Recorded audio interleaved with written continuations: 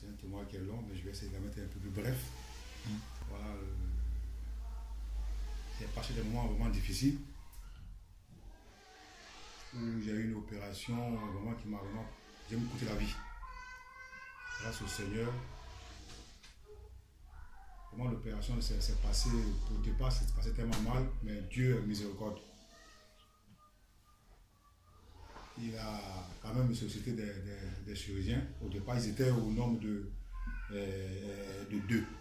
Parce que là, c'était une opération qui devait se faire rapidement dans 1 heure et demie. Et ils savaient que quand ils ont vu à commencer l'opération, ils ont vu que vraiment ce n'était pas ça. Il a fallu vraiment une opération de plusieurs personnes, de 4 ou 5 chirurgiens. Comment il fallait faire? Donc, c'est après qu'ils m'ont expliqué tout ça. Donc, ils ont renforcé. Et au lieu de 1 heure et demie, 2 heures, ils ont fait 4 heures. Bon, Dieu merci, ça a été. Et quand je suis sorti de la salle d'opération, en entrant dans l'ascenseur, mes yeux sont ouverts. Automatiquement, j'ai vu ma femme. Tu vois. Et on arrive dans la salle. On arrive dans la salle, il y avait toutes les machines sur moi. Tu vois, il y avait les fils, tout ça, le ventre, sur moi-même, le sexe, tout ça. Alors, j'ai reçu un coup sur le dos, là, sur les reins. J'ai eu un coup très fort. Très fort.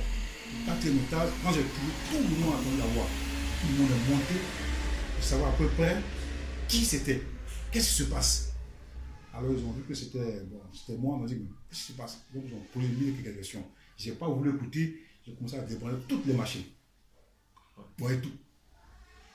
Même l'espadon qu'on avait mis sur le ventre et tout, j'ai commencé à enlever. Ouais, c'était à prier. Et je lui disais, quand je vais sortir de là, on va voyager. Moi, je ne comprenais pas. Et j'étais vraiment étouffé. J'ai reçu un 2e coup encore. Mais je ne savais pas ce que ça voulait dire. Et je suis allé prier. Et puis à un moment, ils ont commencé à me mettre des injections pour me calmer, ça ne pouvait pas. Et moi, je ne pouvais plus, je ne savais plus quoi faire. Et comme Dieu est miséricorde, doucement.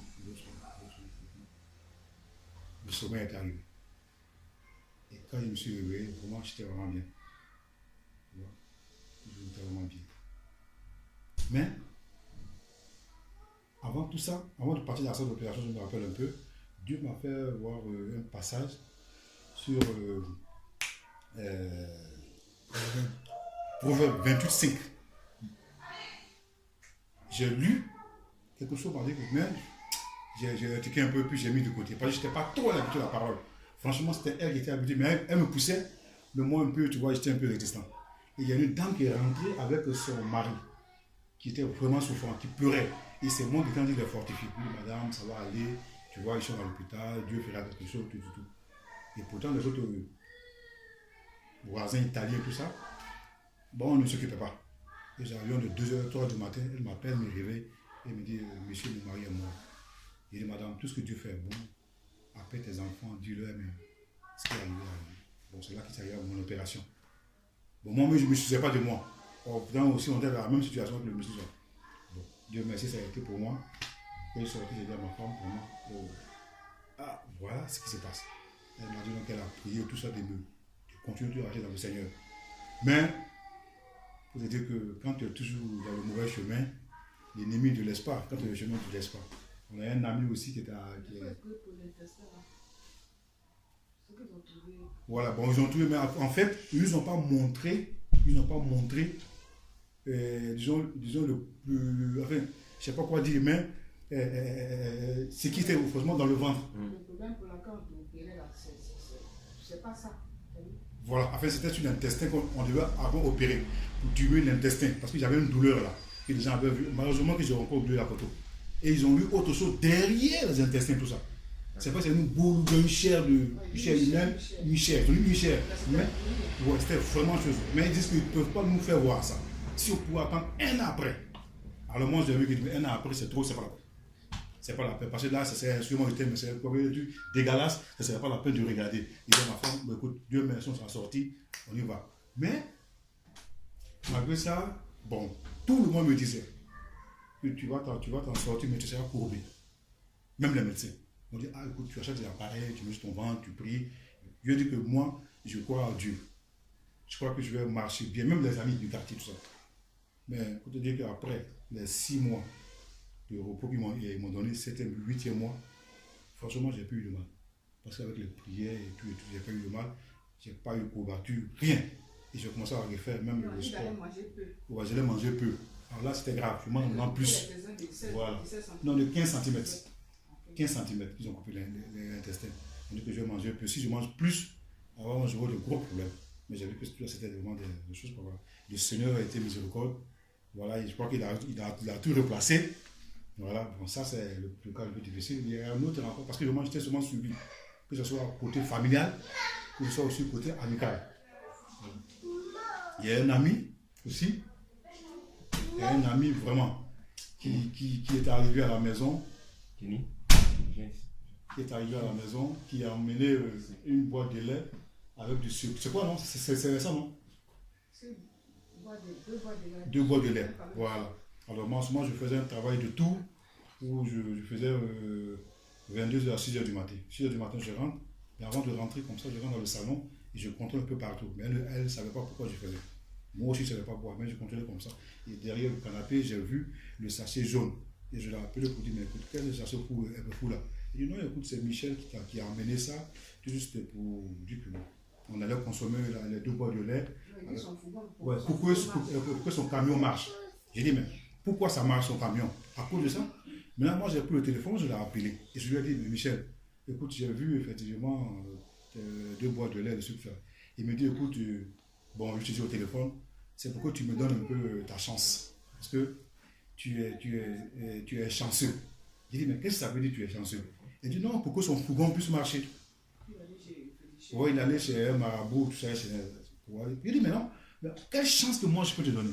Moi, je suis humain comme toi. Je prends des machins pour te donner. Donc, on a eu, bon, lui, il a dit, bon, écoute, on va se rencontrer parce que au téléphone, c'est pas bien, il faudrait qu'on se rencontre, tu dois bien m'expliquer. Il dit, non, pas question, parce que la chance, moi, je ne veux pas prendre ma chance pour te donner. Comment? C'est pas possible? Bon, on a eu à changer un peu, puis après, on s'est rencontrés, je crois que 2 ou 3 jours après, il m'a demandé des excuses, il dit, non, pas question, moi, je ne veux plus jamais que tu viennes. Et je crois que quelques temps après, il est revenu à la maison et il lui a remis une pièce de 2 euros. 2 euros qu'il lui a demandé. Il lui a dit non, attention, fais attention. Parce que l'acte qu'il a fait là, c'est vraiment grave. C'est pas possible. Bon, avec les prières, on a vu que ce monsieur-là, ce n'était pas clair. Donc je me suis limité à lui.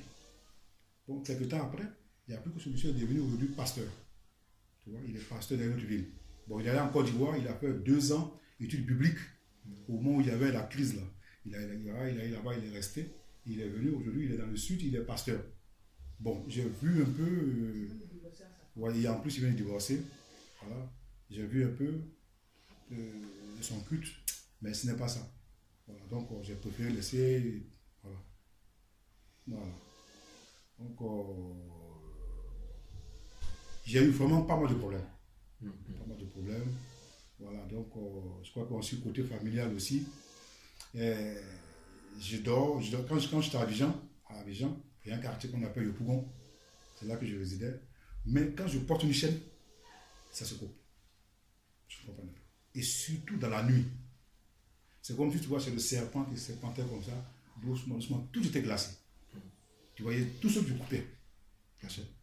Bon, c'était une habitude pour dire, bon, écoute, c'est que peut-être bon, je ne sais pas la peine de porter. Mais c'est quand je suis arrivé maintenant en Europe. Et j'ai commencé à comprendre que quand je porte la chaîne, tout ça se coupe. Et un jour, je me suis dit, non, écoute, il faut que moi, j'achète une chaîne. Je vais acheter la chaîne, je mets la chaîne, ça va, c'est bien, bien. Et puis au moment, ça se coupe. Je suis allé maintenant sur la bijouterie pour dire, madame, écoute, vraiment la chaîne que j'ai achetée avec vous, ça, vraiment, ça ne va pas. Avec la garantie, est-ce que je peux la changer à une montre? Elle dit, non, la garantie dit que tu dois prendre une autre chaîne. Il dit, bon, je suis parti avec elle. Il dit, bon, madame, pas de problème. Mais, donc, tout ce que je peux vous dire, quand je porte les chaînes, j'ai fait des remarques à ce coup. Elle dit, mais vous êtes grande, donc ça ne va pas se couper comme ça. J'ai dit, d'accord. Qu'elle m'a donné une autre chaîne en même, hein. J'ai remis sur le cou, on n'a même pas fait un pas. C'est coupé. Il dit, madame, regardez. Elle a vu, elle dit, vraiment, c'est que vraiment, il y a quelque chose qui ne va pas. Essaye de voir un peu. Et quand j'ai vu, je lui ai dit, ah, je fais souvent des rêves. Je fais des rêves. Mais, comme souvent, je ne crois pas aux rêves aussi, mais ce jour-là, Dieu J'ai demandé à Jésus et il m'a fait voir la personne. Je dormais sur le canapé et dans le rêve, je vois quelqu'un qui était en train de m'étrangler, qui m'étranglait. J'étais couché comme ça, il m'étranglait là, et puis j'ai dit, Jésus, vraiment aide-moi. Cette fois-ci, il faut que ce soit une fin. Montre-moi la personne qui est en train de me faire ça. Et la personne me dit, tu n'as pas dit que tu aimes Jésus. Bon, aujourd'hui, c'est ta fin. Il était bon, d'accord. Quand il dit Jésus, Jésus m'a tourné la tête comme ça. Comme si tu vois, on tourne un plastique ou un truc du genre, il a tourné, et il a fait voir sur le visage de mon frère. Il était en forme de manque religieux, mais la face, c'était son visage. Et je l'ai vu, il m'a regardé comme ça, il a sauté par la porte, le milieu de la porte, et il est sorti. Bon, j'ai pris peur, parce que là, j'étais en pleine sueur, là, j'ai pris peur. Directement, je suis rentré dans la chambre. Et directement, je l'ai réveillé pour lui dire, ah, voilà le rêve que j'ai vu. À partir de lui, faisons attention, il s'appelle Charles. Faisons attention à Charles. Quelque temps après, il est rentré à la maison, il est venu rendre visite. Il m'a regardé d'un air là. Voilà, il m'a regardé, il m'a dit, ça va. Je lui ai dit, oui, ça va. Donc, j'ai commencé à prendre la distance. Et ce frère-là, à chaque fois, quand il m'appelle chez lui à la maison. C'était un frère dans la foi ou ton frère Mon frère de sang. Ouais, mon frère de sang, Ouais, quand je vais chez lui, parce qu'il y a un moment, j'ai arrêté de boire. Donc, les jus, là, il prend les jus. Ouais, c'était 30e. À l'époque, Ouais, chaque 30e, voilà. Bon, c'est les chrétiens guillemets. Hein. Voilà, c'est les chrétiens guillemets, c'est-à-dire on fêtait des choses comme ça. Et lui, qu'est-ce qui se passe? Il avait toujours l'intention à mettre quelque chose dans la boisson. Quel que soit l'eau, voilà. Et c'est elle qui a fait qui voyait tout ça. Donc ils ont fait un truc, lui dit, toi tu as la partie, joue la musique, et nous on s'occupe du reste, comme c'était chez moi à la maison. Bon, il n'y a pas de problème. Et après il m'a dit, fais attention, il y a quelque chose dans la boisson. C'est ce jour-là que je l'ai écouté. Il dit, ah, il faut que je l'écoute. Il a mis un truc dans la boisson. Quand il était arrêté sur la table, il était derrière moi. Donc, j'ai senti ça bizarre, il est collé derrière moi, je ne sais pas. Alors qu'il mettait, il profitait pour mettre, il a ouvert un truc comme ça, puis il a mis dedans. Donc, quand il a fallu, je l'ai vu, j'ai amené ma tête, j'ai fait comme s'il n'était pas vu. Et il continuait. Donc, quand il a mis, après, il a pris la boisson, il a fait ça. Il a remué. Et puis, il a remis le plastique derrière. Quand il a ouvert, il a remis bien comme ça, comme si c'était pas ouvert. Mais je l'avais déjà vu. C'est pas comme on appelle, il y a des champagnes sucrés là-bas, il n'y a pas de liqueur dedans. Il y a des champomis, voilà. Voilà. Parce que là, à ce moment-là, il y a des choses pour dire, bon écoute, je consomme ça, l'autre côté non. Donc lui, qu'est-ce qu'il a fait? Il a acheté. Et quand il a mis, il dit, ouais, là c'est du bon. C'est là il a mis, et il a mis maintenant, puis il a refermé. Et il a remué. Et lui et sa femme, ils se sont compris pour dire, bon écoute, on dépose, il consomme, puis c'est bon. Donc quand il a fait, il a déposé, puis il a dit, quand il reste s'asseoir, sa femme lui a dit, mais est-ce que tu as fait? Il dit, oui, il ne t'occupe pas de tout est au début. J'ai tout entendu. Et donc c'est là. Je suis allé dire, j'ai dit à tout le monde, ne buvez pas la poisson. Avec mes neveux, mes enfants, tout ça. Voilà. Donc quand elle m'a dit ça, j'étais en train de mettre un CD, quand elle m'a dit ça, j'ai saisi, j'ai dit ok. Si c'était à l'époque, je disais oh c'est bon, et puis elle allait consommer. Donc j'ai saisi et j'ai dit à un neveu là, bon vous voyez quand vous rentrez quelque part, que vous voyez la boisson de l'eau à moitié, ne consommez pas. C'est très dangereux. Même ici. Alors ils ont toujours saisi et personne n'a consommé. Et je l'ai vu, il était couché sur le canapé comme ça. J'ai vu un air comme ça, il était découragé. Il me regardait. Et quand il voulait sortir, donc quand il n'a même pas franchi la porte, il est tombé devant la porte. Voilà. Il a brisé, il est tombé. Après, il devait dormir chez lui, mais Dieu est méchant. Il n'a pas pu dormir. Parce que tout est promis. À ce moment, il neigeait. On dit, bon écoute, puisqu'il neige, la maison est grande, vous dormez tranquille le matin ou partout. Donc on s'est compris. Mais puisque moment ça n'a pas été, j'ai pas bu rien. Alors ils ont échoué. Il a fallu à tout le monde qui rentre à la maison. Tu vois, c'est après que tout ça, nous on a compris tout. Et là, comme ça, on a commencé à faire l'intention. Mais, vraiment, j'étais têtu encore. Tu vois, j'étais tellement têtu. Je voulais forcément aller, je me suis dit, mais c'est mon frère, il faut que j'aille le voir. Quand je le vois comme ça, je tourne le dos, la boisson, il prend, il met quelque chose dedans, il rapproche. Il me dit, mais écoute, allez, le jus là, j'ai acheté, tu n'as pas consommé un verre. Il dit, bon, écoute, ça, peut-être après, avant de partir, peut-être même je risque d'aller à la bouteille. Voilà, c'est pas un problème. Alors, puisque je ne bois pas, il a compris que il y a quelque chose qui m'a payé. Mais maintenant, il a commencé à acheter les croix. La croix, là, il a acheté au moins une dizaine. Il a mis partout dans son salon, jusqu'à son sous-sol. Tu vois, pour me dire que maintenant que lui aussi, il est venu avec Jésus. Tu vois? Donc quand moi j'ai vu ça, il me dit non, allez, attention, c'est vraiment grave. Et j'ai commencé de voir la Bible, j'ai vu que toutes les choses que Jésus, il n'a pas fait sur la croix. Alors j'ai commencé à me retirer, comme ça me retirer, comme ça me retirer, comme ça me retirer. Donc j'ai pris le cas avec lui et j'ai été clair, je lui ai dit. Avant de venir ici, j'étais vraiment découragé de la vie. Parce que les choses n'allaient plus. Donc je partais en suicide. Et on fréquentait une église là, soit une église comme ça, où le pasteur est américain, mais qui parlait seulement que de sa vie. Quand il était jeune, il était drogué et tout et tout. Donc on a déjà vu à peu près qu'il y avait plus de chansons et que même la parole. Et là-bas, les gens jouaient beaucoup, comment on appelle ça, les jeux de cartes, les dominos, tout ça. Oui, les jeux de hasard, ça jouait peu. Puis c'est elle qui a vu, elle m'a dit, écoute, si le pasteur ne dit rien, nous, qu'est-ce qu'on peut dire?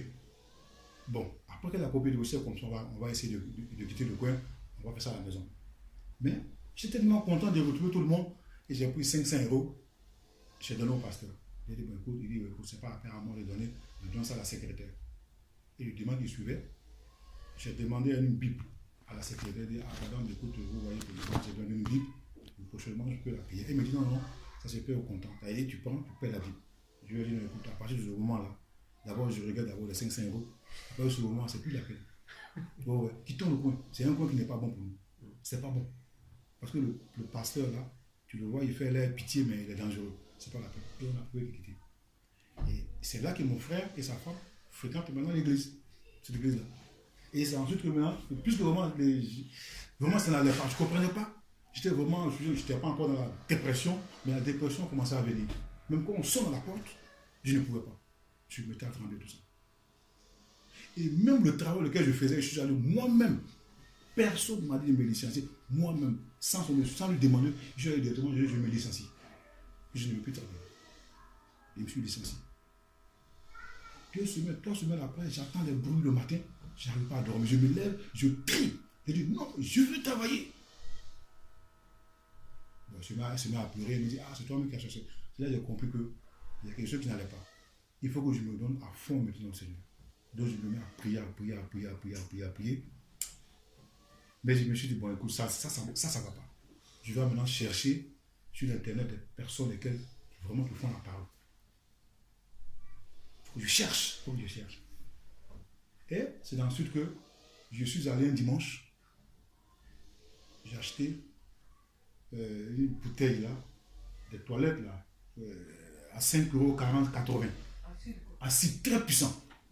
Et je me suis dit, bon, écoute, quelque chose me dit, ta vie est finie, hein, parce que tu as tout fait, tes enfants sont grands, tu as tout fait. Voilà même des neveux que tu as envoyés, tel neveu qui joue au football aujourd'hui, tu l'appelles, mais tu ne réponds plus. Donc, c'est pas la peine. Tu viens avec moi, tu finis ta vie comme ça. Donc, j'ai acheté le deuxième dimanche. J'ai acheté. Je me suis mis dans les toilettes. Elle était en train de lire la Bible. Mais quand elle lisait la Bible, c'est comme si c'est-à-dire que j'étais pas content. Donc, j'ai acheté ça, j'ai ouvert. D'abord, j'ai senti un peu. Vraiment, l'odeur était. Parfois, dans le monde, c'était bon. Voilà, ça veut dire de consommer, quoi. Voilà, c'était vraiment bon. Donc, j'ai pris cette odeur, j'ai dit, bon, je vais fermer partout, je vais boire ça tranquille et je m'endors. Comme ça, là, je suis parti, je suis bien. Je sors comme ça, je vois mon fils qui a levé la tête comme ça vers le ciel. Et moi aussi, j'ai levé la tête et j'ai dit, non, attention. Le ciel appartient à Dieu. Le sous-sol appartient à qui? Donc, si je meurs, où je vais partir? Il dit, bon, c'est pas grave, c'est un choix, hein, je prends, puis c'est tout. Au lieu d'aller mourir comme ça, tout ça, c'est pas la peine. Donc quand j'ai voulu consommer net, elle est venue taper à la porte. Et elle m'a dit, mais qu'est-ce que tu fais? Elle dit, non, je suis en train de raser la barbe. Elle dit, non, ouvre. Bon, j'ai forcé, j'ai ouvert la porte. Et j'ai caché la bouteille. Elle m'a dit, non, je dis, non, parce que là, voilà, je suis en train de me raser. Elle m'a dit, non, il faut sortir. Parce que le Seigneur me dit, ce que tu fais là, c'est pas bon de sortir. Et je l'ai appelé, on a sorti dans la chambre, automatiquement j'ai commencé à couler l'âme et je me suis appelé pour dire, je vais me suicider. Parce que quand je me regarde, je vois que vraiment la vie, c'est pas la peine. Elle me fait à pleurer, elle m'a dit non, il ne faut pas faire ça. Mais avec quoi? Là, j'ai encore menti pour dire non que avec tes produits de lessive que tu prends pour laver, là, voilà ce que j'ai voulu prendre. Voilà, elle a commencé à tout cacher maintenant. Mais ce que moi j'ai acheté, j'ai caché moi-même. Donc, un petit bruit, et je me suis dit, avec un petit bruit, très dangereux, je rentre, je prends, je mets en coup. Voilà. 2 secondes, c'est le frère. Oui, allô. J'arrive tout de suite.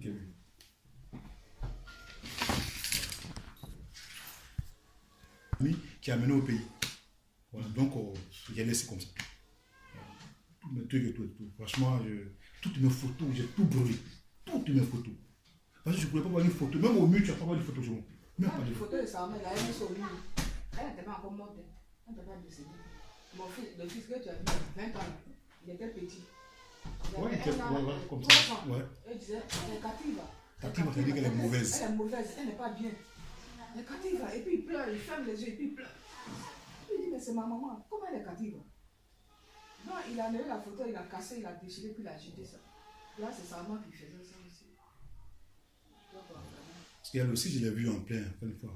Ça nous a étonné qu'une maman aussi voilà, faisait ça. Quoi. Voilà. Nous, on ne savait pas, mais voilà. après. Voilà. Parce que pour moi, je ne pouvais pas penser. Parce que moi, il y a mon père qui est mort en 1969. Donc, elle nous a supportés. 8 enfants, une femme seule qui supporte. Une femme qui n'est jamais allée à l'école. Parce que mon père était le médecin du président de la République de Côte d'Ivoire. Donc, étant décédé, on lui a demandé, mais madame, puisque vous n'êtes pas allé à l'école, qu'est-ce que vous pouvez faire? Il dit non, j'ai vu mon mari, comment il injectait les gens, tout. Mais moi, je veux travailler, je n'ai pas besoin d'argent chaque fin du mois.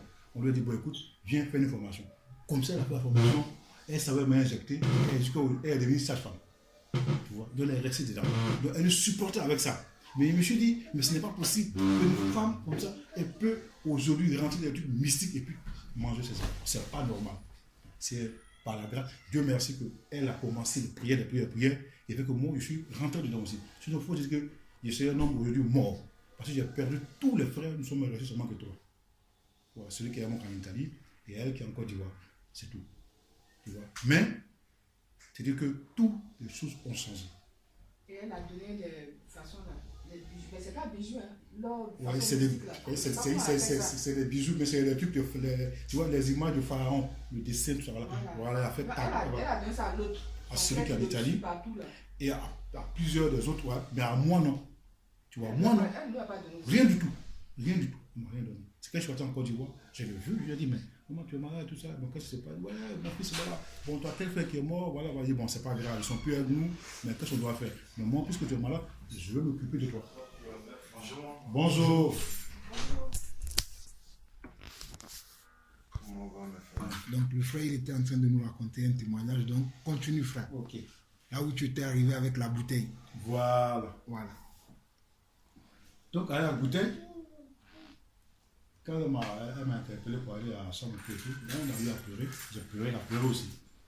Et j'ai caché la bouteille. Donc à chaque bruit, le sonnerie de la porte ou quelqu'un qui tape à la porte, je me suis dit, si vraiment ça ne va pas, je rentre dans la douche. Puisque dans ma chambre aussi, j'avais une douche. Donc directement, je rentre dans ma chambre, je boucle dans la douche, dans la chambre, je consomme et puis c'est fini. Mais quelque part, quelque chose me dit, regarde ta femme quand elle marche, regarde tes enfants. Pourquoi tu veux faire ça? L'autre me dit, non, mais c'est fini, ta femme, il y a longtemps, plus de 30 ans, on veut être ensemble. Les enfants sont déjà grands, c'est fini. Donc il y avait deux voix. Il y avait deux voix qui balançaient là. Et quelque part, je me suis dit, si je me tue, quelle est la solution? Rien n'est pas évolué. Au contraire, c'est le pire. Voilà. Donc, je regardais mes enfants, j'avais la pitié pour eux, je regardais tout ça. Il dit non. Et à chaque fois, je prenais un peu, je versais un peu. Il dit non, il faut que je garde un peu. Je versais un peu, je gardais un peu. Jusqu'à ce qu'elle puisse venir en France. Elle prend le train. Pour aller, exemple, je ne connais pas bien, elle prend le train d'ici, pour exemple, à Djibouti comme ça. Il faudrait que j'aille à laquelle. Je ne peux pas rester seul à la maison. Alors, c'était comme ça. Et quelque part, quelqu'un m'a dit, laisse ta femme partir. Laisse-la partir. Je vais rester avec toi. Oui, ça, faut que je l'avais dit. Oui, elle m'a dit ça. J'ai appelé mon deuxième, la plus grande, par moi même plus, parce qu'elle me dit de ne plus la suivre. Elle a attendu ça et puis je lui ai demandé excuse ça. Et puis après, je me dis non, laisse-la tranquille. Il ne faut plus rester avec elle. Reste avec moi. C'est là que j'ai vu que c'est le Seigneur maintenant qui est en train de me parler. Et je lui ai dit, tu peux partir. Je te libère, va-t'en. Elle m'a dit, oui, non, tu peux partir, pas de problème. Et je suis resté. À prier. Puis je m'a dit, écoute, prends le reste, là, verse. N'aie plus peur. Je suis là. J'ai pris, j'ai versé.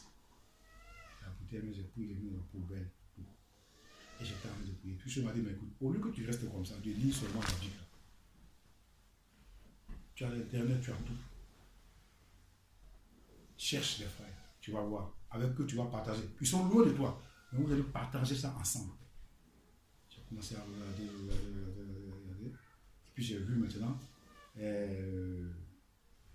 Bawani, et puis Québécois, et puis un autre, à trois, sur le Skype. Ils sont en train de exhorter, je ne sais pas qui. Je ne me rappelle plus du nom de la personne. Et puis j'ai vu que c'était vraiment intéressant. Il a appelé pour lui dire, ah, vraiment, il a entendu la voix d'un frère qui est vraiment bon. Ça, il faudrait que je me mette dedans. Et deuxièmement, après, j'ai vu que c'était, je viens bien, c'est ça que j'ai voulu faire la remarque. Voilà ça. J'ai dit, mais, ah ouais, du jour où je vais en France, il faudrait que Seigneur, tu m'envoies dans la maison. Cette maison, envoie-moi là, parce que Seigneur, vraiment, je suis vraiment content. Envoie-moi là. Et ensuite, la seconde voix aussi, qui me motivait plus, c'est la voix de ta femme Sandra. Parce que je vois que quand le frère Larson disait qui veut parler, et puis automatiquement elle parlait. Elle parlait. Je dis, ah, mais comment c'est une femme quand même qui encourage. Non, mais c'est le Seigneur. Le jour où tu m'amènes en France, amène-moi dans leur maison, je veux dire, tu m'as donné beaucoup de courage. Tu m'as donné beaucoup de courage. Alors donc, j'ai commencé à me fortifier. Donc, à chaque fois je regardais, j'écoutais. Et quand j'écoutais, aussi, vraiment, la parole, la voix, la force de Frère Larson, c'est m'a vraiment fortifié. C'est que le Seigneur passe par lui, mais ça m'a vraiment fortifié. Parce que j'ai vu en lui, tu vois, il était vraiment scellé pour le Seigneur. Donc, il me dit non, moi je ne me laissais pas. J'ai appelé mes enfants, il dit bon, venez maintenant, venez avec moi, écoutez la parole, là. Ne vous laissez pas.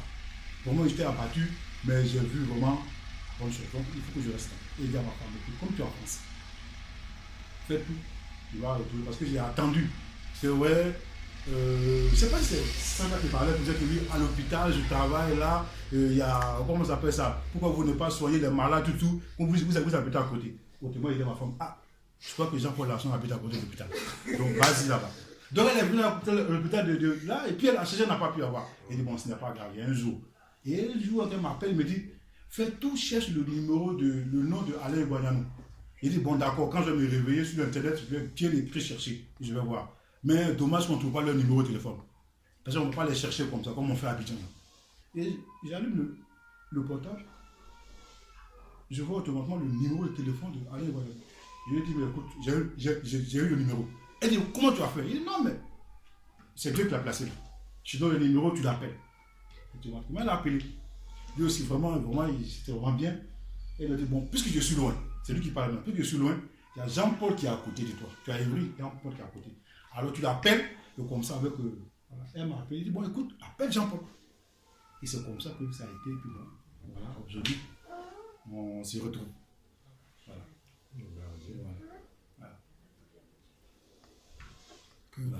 C'est un bon témoignage. Ouais. Je sais que tu ne l'as pas expliqué dans sa totalité. Voilà, par totalité de main, voilà. On voit à peu près par rapport à tout ce que tu as expliqué. Vraiment, j'ai eu des calvaires, vraiment, c'est vraiment difficile. Il a fallu que le Seigneur vraiment vienne vraiment à mon secours parce que dis-toi que j'étais, bon, comme on le dit, chacun a sa sortie que le Seigneur a donnée, mais étant en Italie, j'avais vraiment toutes les possibilités que quelqu'un pouvait avoir. Voilà.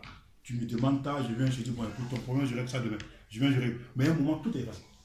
Je suis devenu déjà ennemi de tout le monde. Ma famille surtout. Mes frères. Je suis à l'Abidjan, j'ai retapé la maison, tout, mais tout est retombé à l'eau.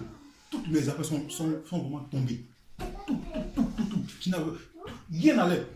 C'est là que l'ennemi a commencé à jouer sur nous. Même maintenant, pour traverser une route, si ce n'est pas vraiment la bande blanche, je ne peux pas traverser. Je suis devenu bizarre. Je ne voulais même plus me vestir. Non, je ne voulais plus. Tu me demandes, et pourquoi en profiter? Il me dit, écoute, ta cravate là, vraiment, il dit, oh tiens, ta chaussure, tiens, parce que je ne voulais plus. Donc quand je voyais les gens, c'est comme si c'était dans un autre monde. Tout était bizarre sur moi. Même pour manger, c'était vraiment difficile.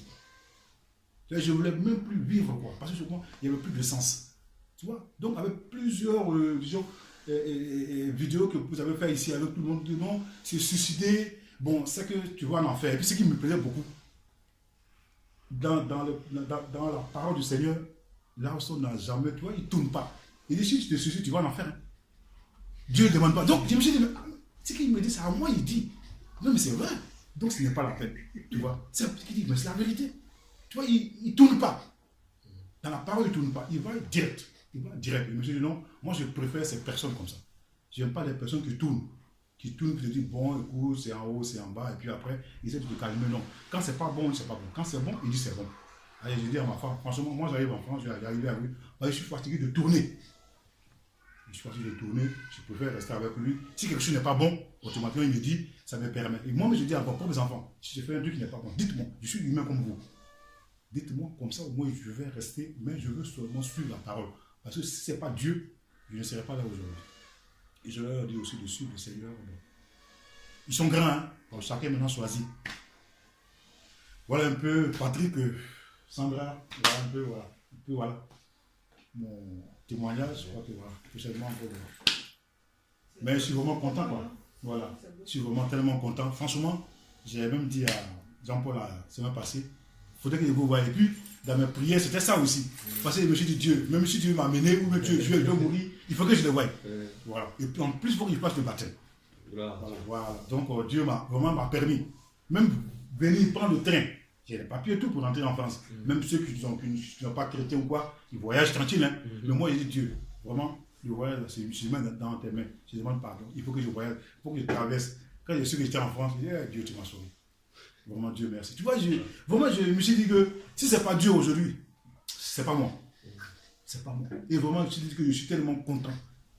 Tellement content, moi, que vraiment, que je vous retrouve tous, quoi. Je suis vraiment content. Elle, quand j'ai vu demander la porte, j'ai su. Mais je ne savais pas quoi lui dire. J'étais là, il a regardé, elle s'est présentée. Voilà, je ne sais pas quoi lui dire. Je me suis dit, bon, j'attends que tout le monde soit là. Pour lui dire, bon, voilà. Merci. C'est bénissant et ça fortifie. Ouais, merci. Ça fortifie. Amen, amen, amen. Le Seigneur vraiment te conduit vraiment davantage. Te remplisse de toute bénédiction. Alléluia. Amen, amen. Moi, je vais juste dire quelque chose vite fait pour compléter ce que tu as dit. Hein. Oui. Pour nous tous. Hein. Oui. Moi, le témoignage du frère, c'est vrai qu'il a raconté le témoignage, il a bâclé le témoignage là. Mais la semaine dernière, quand tu m'avais dit ça, j'avais eu un frisson d'écouter ce qu'il disait. Et je t'avais dit quand on parlait au téléphone, parce qu'on fait des choses des fois, on ne se rend pas compte vraiment de la portée de ce qu'on fait. Et quand j'ai écouté son témoignage, j'ai dit, waouh Seigneur, malgré les choses qu'on fait, on pense que bon, on ne fait pas assez. Des fois, on est fâché. C'est vrai, des fois, le Seigneur nous demande des choses. Il veut qu'on aille un peu plus loin dans notre relation avec lui. Mais quand j'ai écouté son témoignage, j'ai dit, Seigneur, et ce n'est pas la première fois, parce que des fois, il y a des gens qui m'appellent de loin, qui me disent, oui, j'avais écouté tel enseignement, peut-être qui date de 2 ans, qui date de 3 ans. Après, lui va me dire que ça m'a fortifié, ça m'a fait telle chose. Moi, je suis quelqu'un, j'aime pas que les gens me disent, j'aime toujours que Dieu me dise que ce que tu fais, c'est bien. Mais le jour où, quand il me parlait de ça, surtout, pas pour moi, mais quand tu me parlais de Patrick, je voyais comment Patrick il parlait dans les vidéos, comment Sandra elle parlait. Je disais, il faut que les frères là, ils écoutent ça. Voilà. Parce que d'habitude, quand je parle, je dis, ne pensez pas que ce que vous faites pour vous, ni pour quelqu'un, mais vous faites pour Dieu. Oui. Et quand on fait pour Dieu, ça va toucher les gens. Et lorsque je l'entendais parler, je disais, il faut que mes frères eux-mêmes, ils écoutent ça. Ils écoutent que des fois, on n'est pas content de nous. On pense que, bon, nous, on est, comme j'ai l'habitude de dire aussi, ne pensez pas que c'est l'œuvre de Dieu, c'est l'œuvre de Jean-Paul, voilà. C'est de telle personne, non. C'est l'œuvre de Dieu. Dieu peut t'utiliser pour toucher quelqu'un. Et je bénis Dieu que le frère tout à l'heure a dit que Sandra l'a beaucoup touché. Ouais. Quand on dit ça que quelqu'un veut dire, même Sandra, quand il dit ça, il ouvre les yeux comme ça. Mais on ne sait pas, c'est là qu'on voit que la parole de Dieu qui est en nous, l'Esprit de Dieu qui est en nous, peut faire beaucoup de choses que nous, on ne sait pas. C'est pour ça que des fois, je dis toujours qu'on a un grand Dieu puissant qui est en nous, mais on ne se rend pas compte de la puissance qui est en nous. Ces paroles qu'il attendait, la manière dont Sandra parlait. Imaginez le monsieur qui va nous chercher à l'hôpital. Ouais. Regardez la soif de ce monsieur qui envoie sa femme. Va les chercher à l'hôpital, alors qu'on n'habite pas à l'hôpital. Ouais. Quand j'ai entendu ce côté de son témoignage, j'ai dit, waouh, ça c'est des gens qui cherchent vraiment Dieu. Ça c'est des gens qui veulent vraiment, ils cherchent les gens. C'est-à-dire, c'est ça que Dieu attend de nous. De chercher Dieu avec toute notre force, quoi. Tout ce qu'on a, si c'est là que je dois aller, je vais là. Et la semaine dernière, on parlait des témoignages de la Bible, comment les gens cherchaient Dieu. En plus, Dieu m'avait mis ces paroles-là, on partageait cela. Mais quand tu m'as dit oui, quand j'écoutais Sandra parler, j'ai dit, il faut commencer Sandra là, elle écoute ça. Qu'elle ne pense pas que des fois, quand je dis, est-ce que quelqu'un a quelque chose à dire? C'est parce qu'on a tous des choses à dire. Oui. On a tous quelque chose à dire. Dieu a mis à chacun d'entre nous. Dieu nous a donné des dons et des talents. Peut-être pour l'instant, on n'est pas sur le piédestal comme on voit les autres. Ils sont des gens populaires, tout le monde le connaisse. Le but, c'est pas que les gens nous connaissent. Le but, ce n'est pas que les gens savent qu'on existe. Le but, c'est que les gens connaissent qu'on a un Dieu. Si vous écoutez bien le témoignage du frère, il a dit, quand j'attendais, c'est la manière dont on parlait, la manière dont on faisait nos cultes. Il s'est dit que lui aussi il peut. Si ceux-là, ils croient en Dieu aussi comme ça, moi aussi, Dieu peut m'aider. Et c'est ça qu'il a aidé. Mais il a fallu que Dieu trouve quoi? Des gens qui croient en lui et qui parlent de ça, qui parlent de leur foi, qui manifestent leur foi. Et comme j'ai l'habitude de dire que dans la Bible, quand on voit le Seigneur Dieu faire quelque chose, il va toujours parler.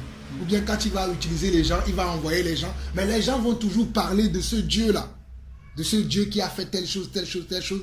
Donc que ce témoignage nous encourage dans le sens où nous devons nous améliorer dans notre manière de parler de ce Dieu. Moi, j'ai l'habitude de prier, je dis, Seigneur, aide-moi toujours à mieux te représenter. Parce qu'aujourd'hui, on a mal représenté Dieu dans la tête de beaucoup de personnes, dans le cœur de beaucoup de personnes. Donc, il y a des gens qui voient Dieu, un Dieu méchant. Il y a des gens qui voient un Dieu qui offre que de cadeaux. Il y a des gens qui voient un Dieu qui est plein d'amour, qui ne pardonne pas, qui ne punit pas le péché. Alors que Dieu, c'est vrai qu'il est plein d'amour, mais il punit aussi le péché. Alors que Dieu, il est plein d'amour, mais il juge aussi. Donc, il faut que nous-mêmes qui disons que nous sommes de Dieu, nous puissions avoir la bonne représentation de Dieu. Comme ça, lorsque nous parlons de ce Dieu-là, nous allons mieux le présenter. Comme ça, celui qui, au travers de notre parole, veut s'approcher de Dieu, ne va pas s'approcher d'un Dieu d'où il aura une fausse image ou bien d'où il aura une fausse révélation de ce Dieu-là. Mais si nous le présentons bien, la personne qui, peut-être par notre témoignage, qui veut s'approcher de Dieu, il s'approchera du vrai Dieu. Pas le faux Dieu, pas le Dieu peut-être qui veut juste qui est amour, qui ne pardonne pas qui ne punit pas le péché. Donc la personne il vient à Dieu mais il continue dans le péché. Comme le frère a dit que moi j'aime pas tourner. Des fois les gens me disent que je suis dur, mais moi je pense que l'évangile, je ne suis même pas plus dur que les apôtres. Parce que dans l'évangile on doit être rigolo, on doit être dur, on doit dire les choses telles qu'elles sont, sans faire des détours. Mais aujourd'hui qu'est-ce que les gens font?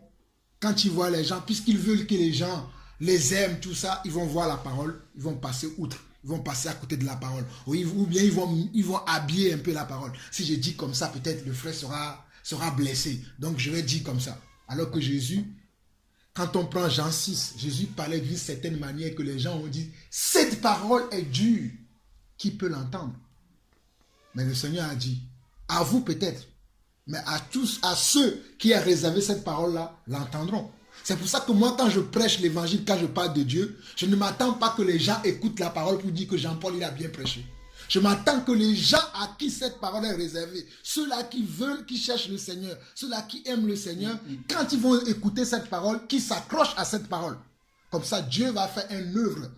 Dieu va faire son œuvre dans leur vie et ces personnes seront sauvées. Au lieu de mentir aux gens, leur dire ce qu'il leur dit, comme aujourd'hui, leur dit les belles paroles, non t'inquiète pas, même si tu as péché, Dieu est amour, Dieu pardonne le péché. Oui, Dieu pardonne le péché, mais Dieu veut que tu te sanctifies. Dieu pardonne le péché, mais Dieu veut que tu marches dans la sanctification. Dieu veut que tu sois vrai. Donc, ne n'oublions pas même le peu de dons, le peu de talent que Dieu a mis en nous. Juste pour résumer, le peu de talent que Dieu a mis en nous, c'est important. Moi, franchement, le témoignage de ce frère m'a tellement béni parce que, croyez-moi, dans l'œuvre de Dieu, des fois aussi, on est découragé. Mais quand j'ai écouté son témoignage, j'ai dit, waouh, Jean-Paul, c'est le moment pour toi de continuer encore. Et vous allez voir que pendant quelques 2 mois là, quand je prie dans mes prières et dis Seigneur, augmente-moi encore la foi, donne-moi encore plus de persévérance. Parce que des fois, j'ai envie de tout laisser. Je me dis, mais des gens n'écoutent pas. À quoi bon prêcher cet évangile? Mais quand je vois Dieu va chercher quelqu'un depuis l'Italie pour le ramener en France, parce que nous, on parle de cette vérité qu'il cherche, pourquoi je vais abandonner? Peut-être qu'il n'y a pas des 10 milliers de personnes qui nous suivent. Mais moi, je veux que même si c'est une seule personne qui se convertit de la bonne manière, qui suit Dieu, on est en train de faire la bonne chose. Ce n'est pas que moi. Nous sommes ensemble. C'est pour ça que je voulais que vous écoutez. Parce que vous étiez les personnes, on a vu beaucoup de gens passer par ici. Mais c'est vous qui sont les personnes qui sont restées, peu importe les difficultés qu'on a, on se le dit, ah, entre nous, il y a ça qui ne va pas ensemble, on prie. On dit ça qui ne va pas, on prie, on continue, on n'abandonne pas. Mais il y a certains, ils n'ont pas pu rester, ils sont partis. Cette parole est Dieu. C'est la parole de Dieu. Donc, continuons, parce qu'il y a beaucoup encore. Il y a beaucoup, même les gens de nos familles. Surtout pour toi, Sandra, en écoutant le message là, pense à ton frère. Ton frère qui est là, Dieu peut encore délivrer. Peut-être nous on va dire, ah, peut-être Dieu n'écoute pas nos prières. Regardez ce qu'il disait, sa femme priait pour lui. Les choses s'empiraient, sa femme continuait à prier pour lui. Les choses s'empiraient, sa femme continuait à prier pour lui. Au moment convenable. Voilà. Il fait 3 mois, mais 3 mois là, j'ai pris. Tu vois, au moment convenable, Dieu l'a délivré. Et regardez tout ce qu'il a dit. Hein. Il voulait même se tuer, tout ce qu'il voulait. Mais au moment convenable, Dieu l'a délivré. Donc Dieu écoute toujours nos prières. Donc c'est juste ce que je voulais ajouter. Le frère Enoch aussi est arrivé. Quand il va au pays, là, ses amis qui le connaissent disent, mais quand il parle en parabole, il y a des gens qui vont au pays, ils cherchent les femmes, tout ça, ils font affaire les filles. Donc son ami intime était chez moi ce jour-là. Il a dit, mais si c'est de moi tu parles là, même si cette femme-là, je vais prier pour lui pour que son âme soit sauvée. Amen. Là. Donc ce que tu dis là, moi c'est pas mon problème. Mais tu veux me rendre jalouse, mais la jalousie, moi je sais que ça ne vient pas de Dieu. Donc si je suis jaloux, je vais empirer. Donc quand je fais, je me mets à prier tous les jours. Et mais maintenant toi, tu as te donner au Seigneur. Parce que tu as fait les fêtes jusqu'à quand tu es fatigué. Maintenant il est temps pour toi de te donner au Seigneur. Il a fait 5 minutes et puis il est parti à la maison. Amen. C'est son ami là, actuellement, il est ici à Évry. J'ai dit, même si mon mari a fait enfant, ça c'est son problème. Voilà, Dieu moi, pas je vais prier pour que son homme soit sauvé. Amen. Amen. Amen. Et effectivement, il cherchait une femme pour lui donner, mais ça c'est pas mon problème. Ça c'est la foi. Parce qu'il ne voulait pas, parce que bon, je ne sais pas quelle grâce que Dieu m'a donnée. J'avais tout ce que je voulais. Quand je demande, le Seigneur, enfin, c'est pas le Seigneur, j'avais tout. Mais quand je vais en Côte d'Ivoire, tout se renverse. Jusqu'à ce que j'ai vu un serpent. Enfin, je n'ai pas vu le serpent. Mon neveu, ma nièce, se mettait à crier. Serpent, serpent. Oh, moi, par exemple, quand il y a un petit bruit, je me réveille. Mais le serpent commençait à serpenter là, sur le mur, comme ça, en haut du mur, le plafond là. Il allait dans la chambre et retrouver. Donc, ils ont tué le serpent. C'est le lendemain matin à 9h que je me suis réveillé. Je n'ai pas attendu que le bruit me suis réveillé. Ma nièce me voit et dit, mais hier on a tué un serpent. Oh, je suis quelqu'un, j'ai vraiment, tout le monde appelle le serpent, mais moi j'ai trop peur du serpent. J'ai dit non, c'est pas possible. Où est le serpent? On me dit le serpent, on l'a enterré là. Il dit, mais comment on l'a enterré? On dit non, on a creusé un peu. Il dit non, creusé bien. On met ça au fond parce qu'à cause des enfants qui mangent les pieds nus là, on ne sait jamais. Moi, ah, mais tonton, le serpent était gros. Sur le mur comme ça, il passait comme ça, il allait dans la chambre. C'est là que j'ai compris que je dis attention. Si je ne prends pas mon billet actuellement pour rentrer sur l'Italie, ça je vais mourir ici. C'est là que je lui ai dit. Parce que là, j'avais acheté aussi des terrains. Nous aussi, bon, je fais exemple de moi, le procureur de la République. Donc, ils m'ont essayé de me faire le jeu. Voilà. Il me vient, c'est à moins de 5 qu'on me rembourse. Il me dit, non, tu sais que j'ai pas pu. Bon, le terrain là, ils m'ont essayé de me faire ça. Bon, moi, je vais te rembourser. Mais écoute, 200 000 francs, 300 000. Je dis, mais toi, il n'y a pas qu'un procureur. Il connaît la loi et tout ça. Regarde ce que tu es en train de faire. Est-ce que c'est bien? Il me dit, non, pardon. Il appelle sa femme, ça compte bien. Et ce journée, il demande pardon. J'ai regardé jusqu'à il me dit, non, grand frère, j'ai compris. Ce qu'on peut faire, donne-moi un peu d'argent. Qu'elle m'a réuni, je vais te dire, moi j'ai payé. Parce qu'il m'a dit, tu viens, je te donne l'argent complet. Tout l'argent. Chez moi, je me suis dit, le procureur, écoute, et puis avec ses affaires, tout et tout, c'est sûr qu'il va me remettre tout l'argent. Il dit à ma femme, je prends le billet aller, je m'en vais encore. Il dit, Malin, je crois que quand tu vas au pays, tu dures. Et en plus, tu vas aller au pays avec un billet aller, et ça ne va pas. Il dit, non, mais tranquille, ça va aller. Et je suis arrivé là. Je suis arrivé aujourd'hui, le lendemain, le procureur me remet 50 000 francs CFA. Il me dit, écoute, comme tu viens d'arriver pour ton café, 50 000. prends ça, le café, mais le mercredi, tu vas à la banque, tu donnes tout l'argent. Mercredi, j'arrive, le jeu. Pendant 3 mois. Mais je vivais maintenant, même avec 1 euro, c'était difficile. Bon, pour finir, je suis obligé d'accepter la monnaie comme on dit, de singe là. Je suis obligé d'accepter ça. 100 000, 150 000, 200 000. Et au fur et à mesure, j'en partais. Et j'ai vu qu'il y avait tous ces problèmes. Je me dis, on fait comme ça, donne-moi les 400 000, moi je rentre. L'ami qui arrive avec tous mes colis du conteneur aussi, comme on le dit dans le monde là, il m'a doublé. Il a tout pris de partir. Et vu que dans ça n'allait pas. Donc j'ai laissé tous mes affaires là-bas. J'ai dit, j'ai pris le billet. J'ai dit, moi je rentre, je suis allé automatiquement. Et j'ai commencé à dépérir parce que j'avais plus vraiment rien. J'ai vu que quand je reste là, j'ai des problèmes. Et j'ai ma grande soeur, laquelle je me suis dit, mais écoute, je suis venu, j'ai fait plein de studios. Cet argent-là, je ne sais pas où c'est aujourd'hui. Je t'ai fait plusieurs années, je t'ai laissé cet argent-là. Mais maintenant, dis-moi au fait, comment maintenant on peut gérer maintenant? Elle me dit, ah bon, donc toi tu as besoin d'argent, toi tu es en Europe, tu as besoin d'argent. Je dis, mais moi j'ai fait des studios. Je n'ai même pas fait compte rendu à ma propre femme pour lui dire le fait que ce qu'on est venu faire ici. Mais tu es ma soeur, c'est pour ça que j'ai laissé tout ce retard-là. Est-ce que maintenant on peut parler? Elle s'est retournée, elle s'est mise sur le mur, elle a commencé à parler sur le mur. Donc j'ai pris la Bible là, je lui ai dit au nom de la Bible, et puis je suis sorti. Je suis sorti automatiquement. J'ai vu que ce qu'elle faisait là, c'était vraiment mystique. Parce que tu ne peux pas parler au mur. Donc j'ai vu que non, il faut que je rentre. C'est là que j'ai vu le procureur, quand il m'a remis l'argent, j'ai pris le billet d'avion. Allez, tout le monde, je suis rentré. C'est là que tous les problèmes ont commencé à venir. Tous les problèmes ont commencé à venir. Donc Dieu merci aujourd'hui. Je remercie le Seigneur, ça va maintenant. Maintenant ça va. Maintenant, ça va. Je crois que avec le Seigneur, maintenant les choses vont aller maintenant devant. Voilà. Amen. Amen. On va donner la parole à notre frère Enoch, mais je vais lire un passage dans la Bible. On va lire Actes chapitre 13. Parce que le frère Enoch, le frère Patrick et moi-même, on a eu l'occasion déjà de le rencontrer plusieurs fois. On a partagé la parole, il nous a beaucoup bénis. Aujourd'hui, je ne permettrai pas qu'il partage son témoignage avec nous, il le partagera après. Mais je vais prendre ce passage-là, et quand lui-même il va lire, il va comprendre. Et il aura quelques mots à nous dire, après on va passer au baptême. Après, tu prendras ton temps selon comment le Seigneur te conduira à nous exhorter si tu as quelque chose à dire. Actes chapitre 13, versets 14 et 15. Actes chapitre 13, versets 14 et 15. Mais ma Sandra, sois encouragée. Hein. N'abandonne pas. N'abandonne pas. Sois beaucoup encouragé. Le témoignage là, c'est aussi pour toi. Sois beaucoup encouragé. Que Dieu te bénisse, ma soeur. Actes chapitre 13, versets 14 et 15. On dit de Perge, ils poursuivirent leur route et arrivèrent à Antioche de Pisidie. Actes chapitre 13. Actes chapitre 13. Verset 14 et 15. Ah, d'accord. Oui.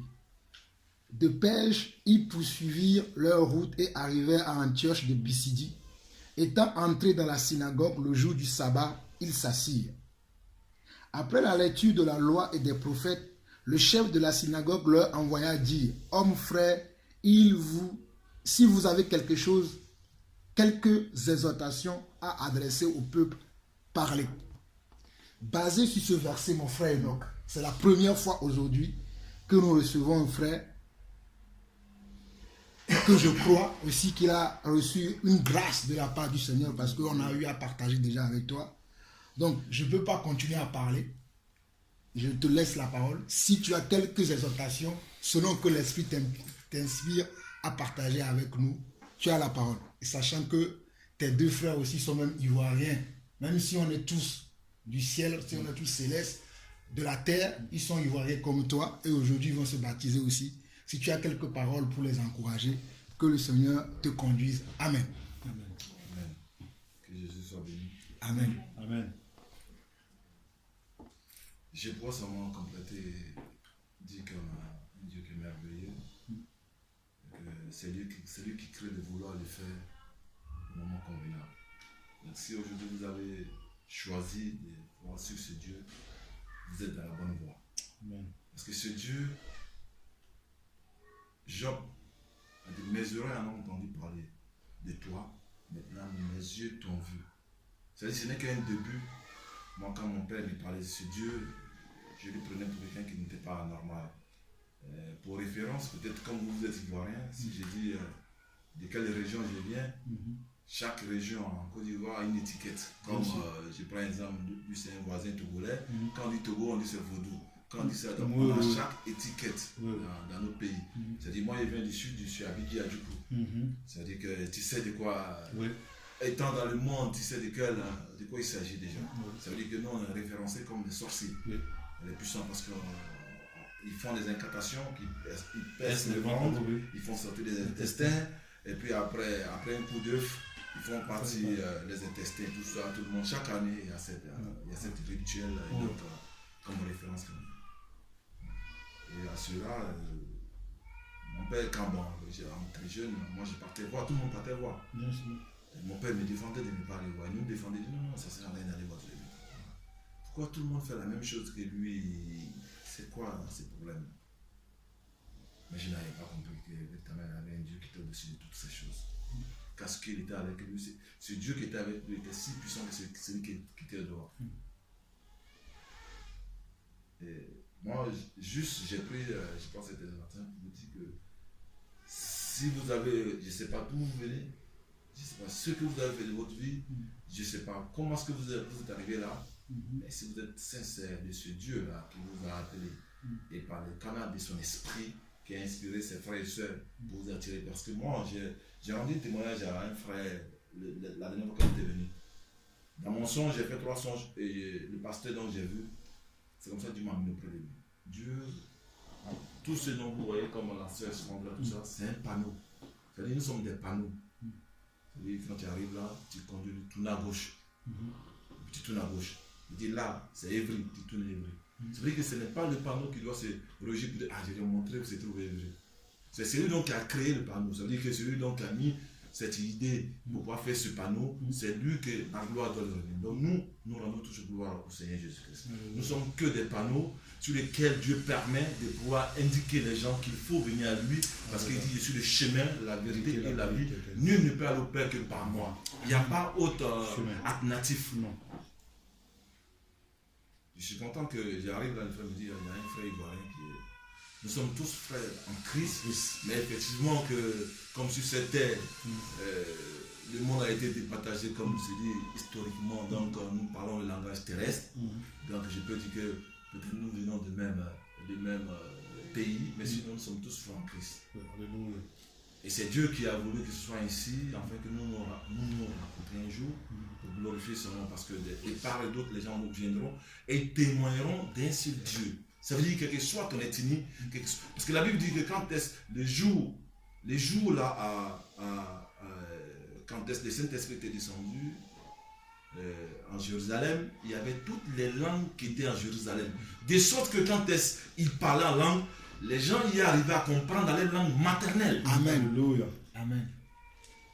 Ça veut dire que le langage de Dieu, l'Esprit de Dieu est un. Que tu sois arabe, que tu sois quoi que ce soit, mais le jour que le Saint-Esprit va te parler, tu vas comprendre de quoi il s'agit. Ça veut dire qu'il va t'orienter et il va te guider afin de pouvoir comprendre ce dont tu cherchais. Et donc si Dieu, moi j'ai béni le Seigneur, vous savez, c'est un pays merveilleux, la Côte d'Ivoire. Un pays comme tout autre pays. Mais Dieu nous a fait une grâce que peu de personnes vont bénéficier. Peu. Il dit peu de personnes. Parce qu'au fait, c'est un peu comme le Congo. Je ne connais pas le Congo. Je n'ai jamais été. Quand j'ai été converti, c'est le premier pays que Dieu m'a montré. Aujourd'hui, je ne suis pas congolais, je ne vois rien. Mais si on me dépose au Congo, je sais où aller. Et ça va étonner les gens. Ils vont dire, mais lui, il a étonné ici. Non. Dieu m'a montré l'image de ce pays. Dieu m'a montré l'image. C'est le pays le plus béni sur cette terre. Qui a tout. Mais comme il y a des Congolais qui profitent. Alors que comme le péché, comme disait le frère, le péché est contaminable. Le péché c'est un venin. Bien sûr. Il est contaminable. Donc nous avons été contaminés par ces péchés des Congolais, qui est le pays de la Côte d'Ivoire. Parce que si on voit sur le plan structurel tout, c'est les Congolais qui nous ont colonisés. Ça veut dire que c'est eux qui nous ont injecté tout. Dans la musique, tout ça.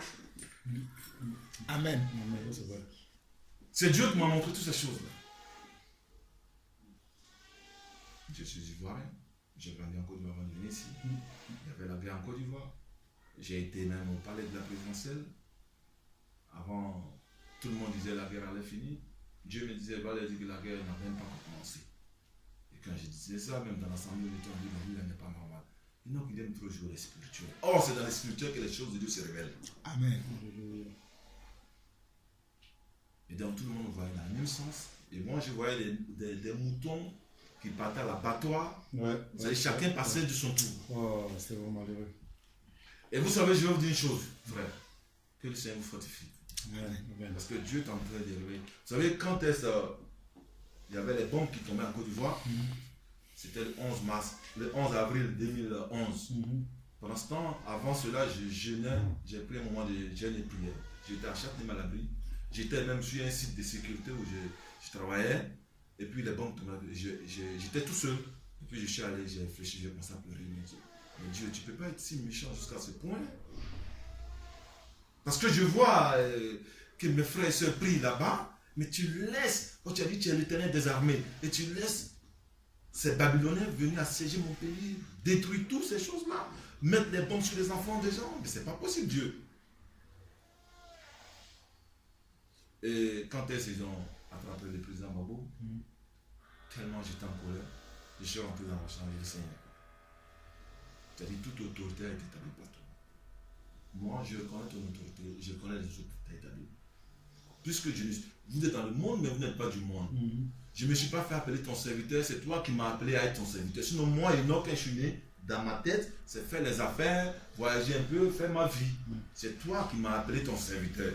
Donc, si tu m'as identifié comme ton serviteur, raison pour laquelle je viens au-devant de toi pour poser plainte. Parce que les gens de ce monde vont devant les tribunaux, mais moi, je te reconnais en tant que l'autorité suprême de toutes choses qui m'a établi. Je viens pour poser plainte contre Sorogyo, Ouattao et Alassane Ouattara. Pourquoi as-tu laissé ces personnes venir envahir mon pays? Ah, je te l'ai dit, je te fais comme tu es ivoirien, tu comprendras. Parce que tout le monde était affligé. Parce que les gens disaient, ils ont prié Dieu. Oui. Et Dieu les a envoyés. Ça, c'est vrai. Tout le monde, tous les Ivoiriens. Oui, c'est vrai. Ouais, même moi, ils sont partis. J'ai dit, j'ai gêné les gens qui posent la question. Même on retourne sur retourner. Mais bien sûr. Beaucoup. Et donc je disais, mais pourquoi Dieu ne peut pas être si méchant jusqu'à ce point? Alors, gloire soit rendue au Seigneur qui nous aime. Vous savez, Osée 4:6 dit, mon peuple périt parce qu'il manque de la connaissance. Et on ne s'arrête pas là. Tu vois, ça c'est le verset qui flatte. Amen. Ça c'est le verset que le diable utilise pour flatter les chrétiens. Parce que les chrétiens, ils restent à la surface, ils ne vont pas en profondeur. Alléluia. Et donc, Osée 4:6 dit, mon peuple périt parce qu'il manque de la connaissance. Et puis ça s'arrête là. Oui, parce qu'il manque de la connaissance. Mais non, la connaissance est liée. Quand vous lisez le verset B en bas, parce qu'ils ont rejeté ma connaissance. C'est pour cela que moi, je les rejetterai de mon sacerdoce royal. La connaissance de Dieu, elle est là. Ceux qui nous ont précédés, ils n'avaient pas la Bible. Ils n'avaient pas cette boussole que nous avons aujourd'hui. Eux, ils étaient guidés par l'Esprit de Dieu, par la vision. Mais nous, aujourd'hui, nous sommes guidés par un testament qui est écrit. Toute écriture est Esprit de Dieu, capable pour enseigner, pour convaincre, pour corriger et pour instruire. Alléluia. Mais pourquoi nous ne voulons pas nous instruire? Parce que l'instruction est là. Mais nous refusons. Et après, vous allez dire, non, je n'étais pas au courant. Mais non, tu es au courant. Parce qu'elle est là. Nul ne serait inexcusable devant Dieu. Personne. Le jour où la personne dit, non, mais je n'étais pas au courant, je ne savais pas. Non, nul ne serait inexcusable. La Bible nous enseigne. Alors tout le monde est affligé, tout le monde est découragé, oui. Parce que qu'est-ce qu'on nous a fait voir? Qu'est-ce qu'on nous a fait voir en Côte d'Ivoire? Qu'est-ce qu'on nous a fait voir? Ouais, l'Éternel des armées, les gens qui sortent devant la télé, les gens qui sortent dans les médias, l'Éternel des armées, il combattra pour nous plus. Et puis les gens crient, wow. Qu'est-ce que vous parlez de quel Dieu? Et moi, il est parti, oui. J'ai dit, ouais, effectivement, les gens, ils prient Dieu. Dieu m'a répondu après. Il m'a juste dit, Enoch, tu es sûr que ce peuple-là m'a adoré? C'est juste la question qu'il m'a posée. J'ai dit, non, oui, mais il dit, tu es sûr et que ceux-là m'ont adoré. Bon, toute écriture, parce que Dieu ne donne pas de réponse. Votre révélation de je ne sais pas quoi, Dieu m'a dit, machin, il faut que ce soit écrit. Il n'y a pas homme de révélation qui n'est pas écrit dans la Bible. Il n'y a pas de révélation hors de la parole de Dieu. Il n'y a pas d'enseignement autre que la parole de Dieu. Donc ce qu'on doit enseigner doit correspondre à la parole de Dieu. Toutefois que tu poses une question, tu trouveras toujours la réponse dans la parole de Dieu. C'est ça l'enseignement de Dieu. C'est l'école de la croix, c'est ça la parole de Dieu. C'est pas votre... il y a tellement d'écoles. En Côte d'Ivoire, je vous dis qu'en Côte d'Ivoire, il y a des écoles, même pour parler en langue, il y a des écoles de prophétie, il y a tellement d'écoles. Ils sont tellement intellectuels là-bas. Il faut étudier. Dieu s'étudie A plus B et plus reconnaître. Qui vous a dit que... de nous aussi, de parmi tous ici, qui a cherché Dieu? Qui a cherché Dieu ici? Qui lève la main qui s'est dit que oui, moi j'ai cherché Dieu? Personne ne cherche Dieu, c'est Dieu qui nous cherche toujours. C'est lui qui vient à nous. Depuis les années d'Éden, Adam a péché. Il avait reçu des instructions, il pouvait aller dire, ah Seigneur, il a péché. Dieu allait changer la destinée de l'homme. Même que, parce qu'il dit, celui qui reconnaît ses péchés, qui se confesse, il est juste et fidèle pour le pardonner. Qu'est-ce qu'Adam fait? Il allait se cacher. C'est comme ça, on se cache tout le temps. Et puis après, on se dit, c'est moi le grand pécheur, c'est moi. Toi, t'es qui toi? On est tout le temps en train de se cacher devant Dieu, devant la face de Dieu. Et Dieu vient vers nous pour nous faire la grâce, pour dire, mon fils, je te retire la main, je te pardonne de toutes les œuvres par ce sang qui a coulé par Jésus-Christ. Et puis on se glorifie. Qu'as-tu que tu n'as reçu? Et si tu l'as reçu, pourquoi te glorifies-tu? Vous savez le problème qui tue les Ivoiriens? L'orgueil. C'est une nation qui est enflée d'orgueil. Mais je ne sais pas, eh bien, c'est normal parce que j'ai compris que pour que le diable puisse avoir accès, il a des âmes qui vendent. Le diable, c'est un agent commercial. Il vend des produits. C'est comme nous sommes les prédicateurs de Jésus. On vend aussi la prédication, on vend aussi la parole de Dieu. On ne les vend pas, mais on le propose. Le diable aussi, il vient, il vend ses produits. L'orgueil, ça c'est la première âme qu'il prend. Et le découragement, ça c'est l'âme la plus efficace que le diable utilise. Parce qu'il sait que l'orgueil précède la chute. Donc, en t'enflant d'orgueil, ta chute n'est pas loin. Et après, dès que tu chutes, tu te dis, je ne t'ai pas dit. Je te dis, toi, il te dit que cela, il faut le laisser.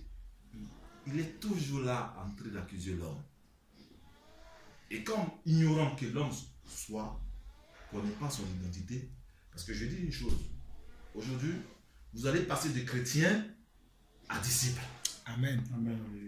Parce que là, quand vous serez baptisé, Jésus a dit, allez de toutes les nations, faites des disciples. Il n'a pas dit, allez faire des chrétiens. Des chrétiens, c'est à Antioche. Et que quand l'apôtre Paul prêchait, les gens ils ont dit, ah, ça c'est des chrétiens. Ça veut dire qu'ils voyaient la manifestation de l'Esprit de Dieu à ces personnes-là qui disaient des chrétiens. C'est les païens qui ont donné ce nom, chrétien. Et par ignorance, les gens se sont appropriés. Or, la mission que Dieu a donnée à ses disciples, il dit, allez de toutes les nations, enseignez-les ce que baptisez-les au nom de Jésus. Et ils deviendront des disciples comme vous, enseignez-les. Aujourd'hui, vous allez passer de chrétiens à disciples. Amen. Amen. Est-ce que vous êtes prêts à passer est-ce que vous êtes prêts à faire ce traversée-là du chrétien à disciple? Parce qu'un disciple, toi aussi, tu dois l'apporter. Mais tant que tu n'es pas sauvé, tu peux aller sauver. C'est comme quand tu noies, on dit à maître nageur. Comment quelqu'un qui est en train de se noyer, il va sauver celui qui se noie? On ne peut pas. Jésus pouvait dire qu'on était aveugle. C'est la même chose. Donc voici cette nation qui est la Côte d'Ivoire, que le pays dans lequel où je suis né, j'ai grandi. Et que le péché a inondé, même aujourd'hui, inondé tout. Et les gens pensaient que Dieu les abandonnait. Dieu m'a dit, est-ce que tu es sûr que ceux-là m'adoraient? Non. Juste m'a montré une maille, il dit, tu vois, quand tu regardes la télé, il y avait tous les Ivoiriens, on était réfugiés sur la télé. Oui. On dit, tu vois, moi, si grand que je suis, qui t'a donné l'intelligence et la sagesse, qui a créé toutes choses, et quand vous m'adorez, vous dites, oh l'Éternel, oh Dieu le Tout-Puissant, vous m'adorez et vous me louez. Vous m'avez si rendu tout petit pour me mettre dans une sauce graine. Ouais. Ouais, ça c'est vrai. J'ai vu ça. Et que voilà, le cœur dans une sauce graine aille pour bon. Une femme qui faisait la cuisine savait que c'est le signe de Dieu. Et ainsi, vous avez vu une statue, soit la Vierge Marie, tourner sa tête de l'autre côté. Et puis, nuage qui est. Et il y a un nuage qui est tombé tout plein de signes. Que vous avez, et vous montrez. Et c'est ces personnes-là qui sont là, les autorités qui sont établies là, qui soi-disant qui disent qu'ils craignent l'Éternel, parce que c'est eux qui donnent l'autorisation qu'on montre ces choses dans la télé. Tu crois que ceux-là m'adorent? Ils ont tous les dieux qu'ils adorent. Alors laisse-moi te dire ta réponse. Comme tu te plains, je te dirais, le Dieu de Ouattara est plus fort que les dieux. Ouais, c'est ça. Babylone, quand est-ce qu'Israël, maintenant Dieu m'enseigne, il dit quand est-ce qu'Israël désobéit à mon engagement, à mes ordonnances, j'appelle les Bédouins, les Égyptiens, j'appelle tous les Babyloniens viennent assiéger Israël jusqu'à ce qu'Israël reconnaisse que je suis leur Dieu, afin de pouvoir les chasser. Et toutefois qu'Israël ne reconnaît pas, Israël serait toujours assiégé par les Babyloniens. Ce n'est pas le même Dieu aujourd'hui que nous adorons. Alors pourquoi est-ce que la Bible dit qu'il n'y a rien de nouveau sur ce soleil? Pourquoi nous sommes si spéciaux que les autres, ceux qui nous ont précédés? Nous ne sommes pas sur cette planète ou pas? Revenons à la parole de Dieu et examinons la parole de Dieu, ce que Dieu nous a enseigné et ce que Dieu continue à enseigner. La parole de Dieu ne change point. La Bible dit toute chose passera, sauf la parole de Dieu ne passera jamais. Tout Ivoirien dans la bouche de tout Ivoirien. Quand tu fais, oh, que le Seigneur te bénisse. Je ne sais pas quel Dieu ils adorent là-bas. Je ne sais pas quel Dieu. Quand tu arrives dans la bouche des Ivoiriens, que le Seigneur te bénisse. Tu ne verras jamais un qui va te dire, toi, que mon gris te bénisse. Toujours le nom de Dieu. Mais c'est quel Dieu? Quel est ce Dieu dont vous adorez? Et maintenant, donc, mais les gens n'avancent pas. C'est-à-dire, ils sont tous dans les noirs. Et mais ils adorent un Dieu. Mais en tout cas, ce n'était pas mon Dieu. C'est pour cela que Dieu m'a fait sortir de là-bas avant que tout ça n'arrive. Amen. Mon frère, juste pour te dire que il y a un Dieu qui est vrai. Il y a un Dieu qui est réel. Il y a un Dieu qui est incontestable. Même ceux qui se disent soi-disant athées, ils le reconnaissent dans les profonds sommets, sous l'aile, ils le reconnaissent. Quand ils sont là, oh Seigneur, s'il te plaît, ils reconnaissent ce Dieu. Parce qu'il est en nous, il est en chacun de nous. Parce que c'est lui qui a créé toutes ces choses. Personne ne peut le contester. Même devant les gens, on peut le contester, dire non, moi je suis athée, moi je suis ça. Mais au fond de lui, quand il se retrouve seul, au chevet de son lit, il reconnaît qu'il y a un Dieu qui existe. Et ce Dieu, c'est parce qu'on vous présente comme les frères le disent. Le panneau qui t'a présenté, c'est réjoui de. Oui, c'est moi qui l'ai présenté. Oh, ben je pense que si les panneaux commencent à parler, ça serait chaud. Et comme il y a des panneaux qui parlent ici dans ce monde-là, vous voyez? Alors ceux qui ont eu l'idée de créer ces panneaux, ils vont dire quoi là? Frère, moi je n'ai pas grand chose à dire. Je te dis que le Seigneur te fortifie. Toi et ta famille, et ta femme, tes enfants, aujourd'hui l'engagement donc vous allez prendre, c'est de passer de l'autre côté. Amen. C'est-à-dire vous voulez passer de l'autre côté. Et vous savez, quand j'étais très jeune, très petit, mon père dit on m'a baptisé parce que mon père il est protestant méthodiste, il était prédicateur là-bas. Donc là-bas, quand on met un enfant au monde, on va le présenter à l'église, puis on les baptise, comme fait les catholiques. On les baptise. Parce qu'il disait que j'ai pleuré tellement la nuit, et donc il fallait qu'on me baptise. Donc ils sont allés me baptiser. Très petit, ils m'ont baptisé, machin, tout ça. Mais j'ai été le plus grand voyou de tous les enfants de mon père. Ce que moi j'ai fait, mes grands-parents, ils n'ont pas fait même à moitié. Et tout ça, et tous, j'étais bien. Mais moi, j'étais le plus grand voyou. Le baptême n'avait pas ce sens à ce moment-là. Quel était le sens du baptême qu'ils m'ont baptisé là? Normalement, quand tu es baptisé, tu nais de nouveau, c'est-à-dire tu viens de renaître. Jusqu'à ce que moi-même, le Seigneur Jésus-Christ, me fait grâce. Sur le chemin de Damas, dans mes projets mortels, il m'a croisé, il a changé ma destinée. J'ai été baptisé dans une religion.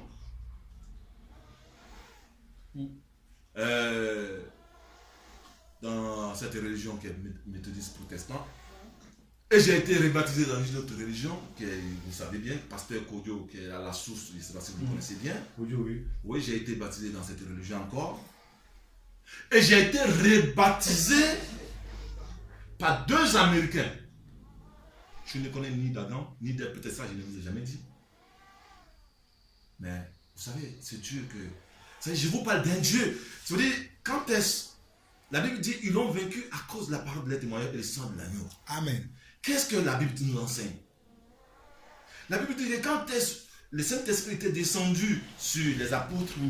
C'est-à-dire que tellement qu'ils rendaient témoignage de ce Dieu, de sorte que Dieu ajoutait chaque jour à l'église. Il y avait une croissance et une puissance qui se dégageait. C'est-à-dire que les apôtres, ils voyaient la puissance de Dieu. C'est-à-dire qu'ils vivaient la chose. Et quand on parle aujourd'hui de l'évangile, c'est les apôtres qui ont écrit ça, inspirés par Dieu. Ils ont écrit ça, c'est ça qui est resté. C'est-à-dire qu'ils ont vécu avec Christ, ils ont mangé avec lui, ils ont écouté, ils ont dormi sur sa poitrine. C'est ça.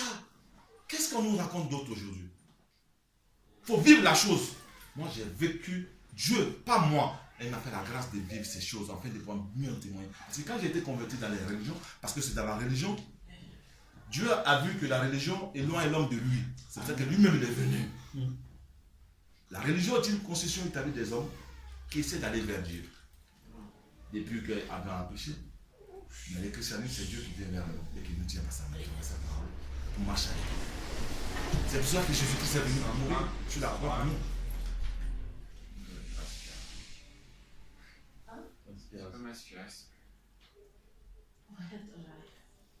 Tu comprends, frère? Alors, quand ces choses arrivent, c'est que c'est Dieu qui l'a voulu. Donc, je vous l'ai dit, si la parole de Dieu est celle-là qui est ta lumière, médite la jour et nuit, pour agir fidèlement dans ce qui est écrit. C'est alors que tu auras du succès dans tes entreprises. C'est alors que tu réussiras dans tout ce que tu entreprendras. Amen. Vous savez, avant de connaître Jésus, on a quitté quelque part. Et ces Américains, ils étaient venus, il y avait un pasteur qui les avait invités. En Côte d'Ivoire. Moi, j'avais ma voiture, je faisais location, vente. Je partais au Togo, ils payaient les voitures, ils payaient location, comme ce que je continue à faire ici. Tout en étant serviteur de Dieu, étant à l'école du Seigneur. Et c'est comme ça que il y a le pasteur ivoirien qui a décidé de venir louer une voiture. Il arrive, il dit ouais, les pasteurs, il a ses amis pasteurs qui sont arrivés, donc ils voulaient avoir une voiture. Qu'est-ce que mes amis ont fait? Ils étaient là pour louer les voitures. Il dit non, il y a un pasteur ici. Bon, Enoch viens, il y a tes amis, tu vas les chercher. C'est comme ça que je suis parti. Et quand j'ai été, ils étaient à l'hôtel du Golfe, en ce moment il y avait la guerre, c'était en 2004. Quand j'ai été à l'hôtel du Golfe, c'est un blanc et un noir. Non, deux blancs. Deux blancs, le noir c'est l'ivoirien, je les ai invités. Et quand j'ai été les chercher à l'hôtel du Golfe, ils sont montés dans la voiture, j'ai dit, ouais, ils sont montés, ils sont venus que. Quand ils sont montés dans la voiture, de l'hôtel du Golfe à Épou, le Seigneur a commencé à se manifester. J'ai commencé à prêcher sur la lune, j'ai commencé à prêcher dans la voiture. Je ne savais pas. Pourquoi? Au point où quand on arrive à Épougon, le monsieur dit, bon, attendez, vous restez avec nous jusqu'à ce que nous sommes venus en séminaire, que notre séminaire finisse. Au fait, je vais vous dire une chose. Le dimanche, après notre séminaire, après cette croisade, vous serez baptisés, on va vous baptiser. Au fait, j'ai fait ce songe 3 fois. Et j'ai dit à mon frère,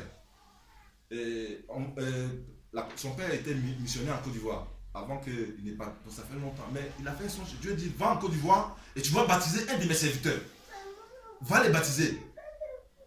Il dit, mais, au fait, pour lui, quand il était arrivé en Côte d'Ivoire, jusqu'à hier, quand il était à l'hôtel du Golfe, il cherchait comment il va reconnaître ce serviteur de Dieu pour le baptiser. Il ne savait pas. Et quand je suis venu les chercher, et j'ai ouvert la bouche, il a vu que c'était moi pour lequel ils sont venus. Ce n'est pas à cause des croisades là qu'ils sont venus. Amen. C'est à cause de moi qu'ils sont venus. Amen. Ils sont venus pour me baptiser. Dieu les a envoyés des États-Unis. Oh my God. Mais quand ils seraient baptisés, je ne serai plus ici. Parce que quand je vais, Dieu va m'enlever, mais quand je vais revenir, je serai une source de bénédiction pour cette nation.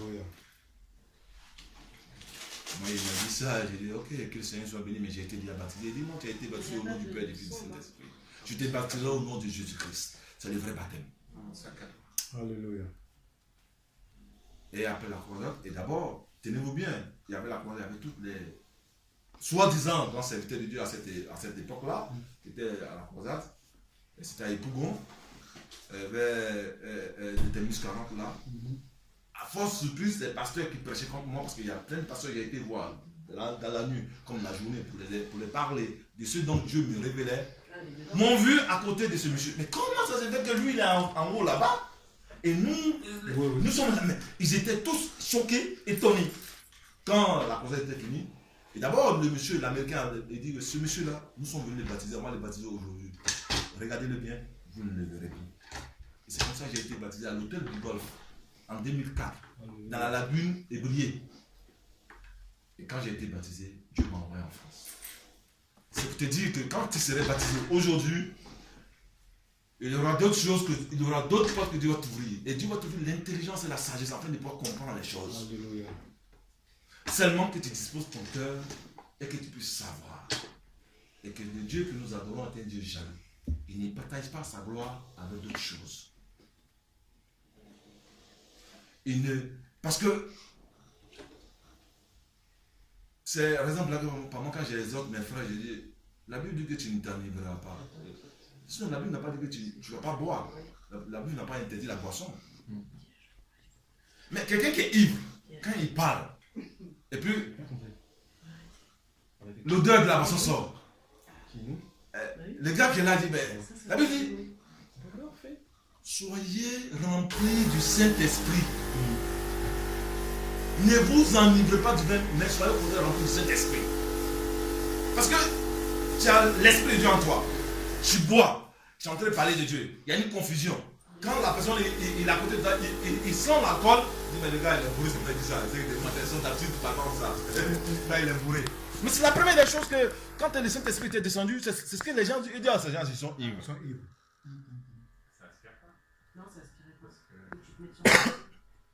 C'est pour ça que nous devons nous séparer de tout ce qui va mettre confusion dans la tête des frères et sœurs. Par exemple, quand on s'abstient, sinon on peut faire comme les autres. Hein. Mais Dieu ne nous condamnera pas pour ça. Mais quel est le témoignage de ton Dieu que tu rends?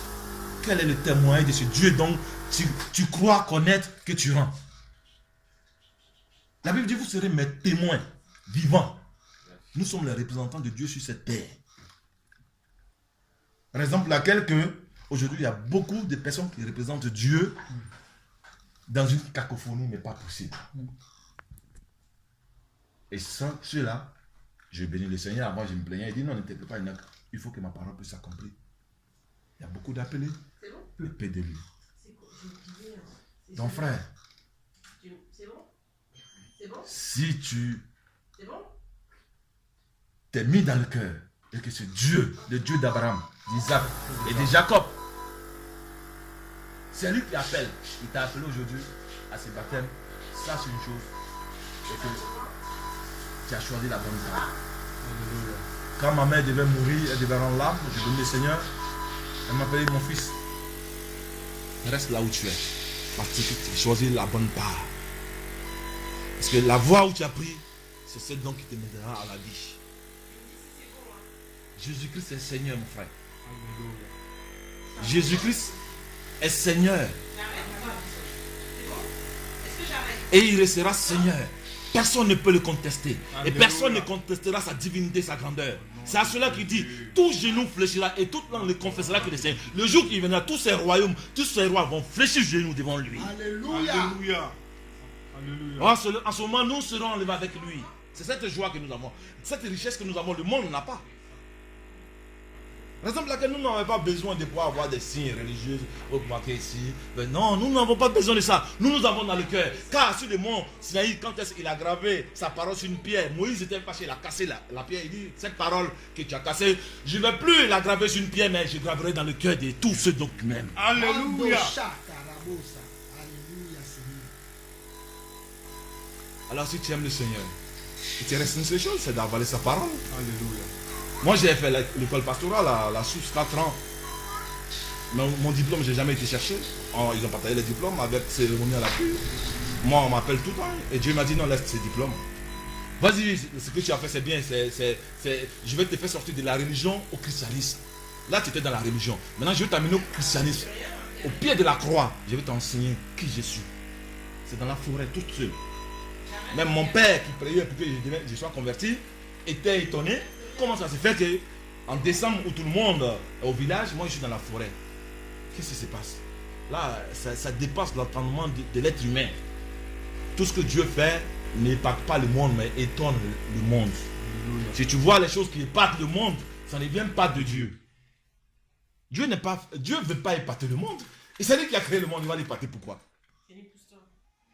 il fait les choses surnaturelles afin que le monde puisse savoir et qu'il y a un Dieu divin. Alléluia.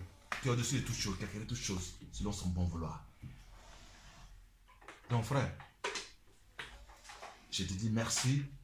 Merci à Dieu. Et merci pour accepter cette porte que tu l'ouvres aujourd'hui. Il dit, je me tiens à ta porte, je frappe. Si quelqu'un entend ma voix qu'il ouvre, j'entrerai. Et je souperai avec lui, et lui avec moi.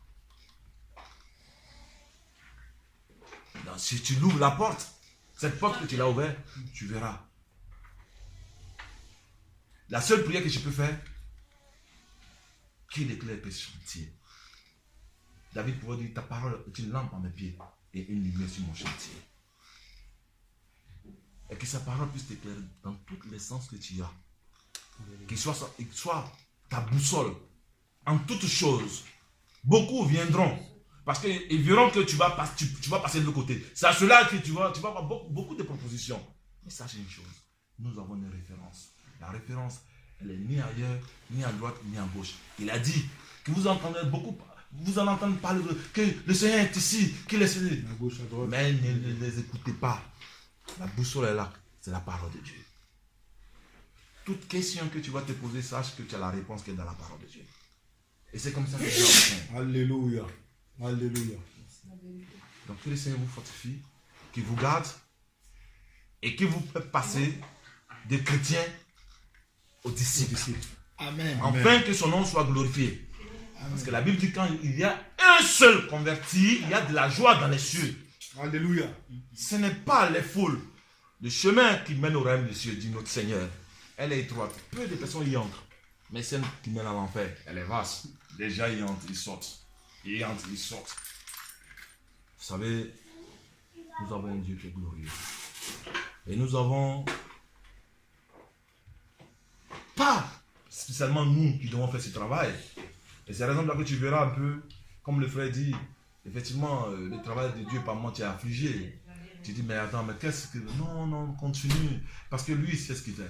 Est-ce que le cultivateur qui va au champ, qui sème, il laisse les grains derrière lui, est-ce que c'est lui, quand ça pousse, est-ce qu'il sait? Moi, je suis parti en Côte d'Ivoire, il n'y a pas longtemps, je suis arrivé, il y a un ami que je laissais, il était directeur d'une entreprise, Monsieur Cré, je lui ai laissé une Bible. Quand je suis parti la première, c'est lui qui m'a invité chez lui. Il me dit, tu m'as fait du bien. Il dit, ah bon? Il me dit, oui.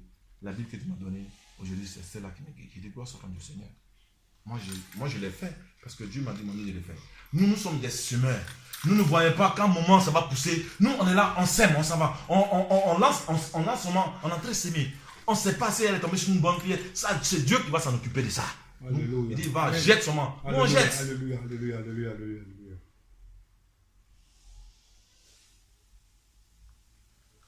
Je pourrais dire une chose, que Jésus soit glorifié. Amen. Parce que nous avons du chemin à faire avec lui. Amen. Et nous avons un Dieu qui est merveilleux. Sache qu'à partir d'aujourd'hui, tu ne serais plus la même personne. Alléluia.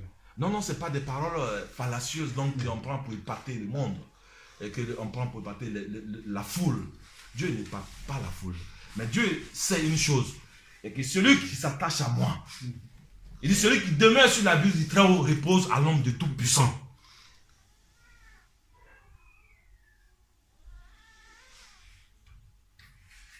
Alléluia. La parole de Dieu, c'est un mystère caché de tout le temps qui est révélé aux enfants de Dieu.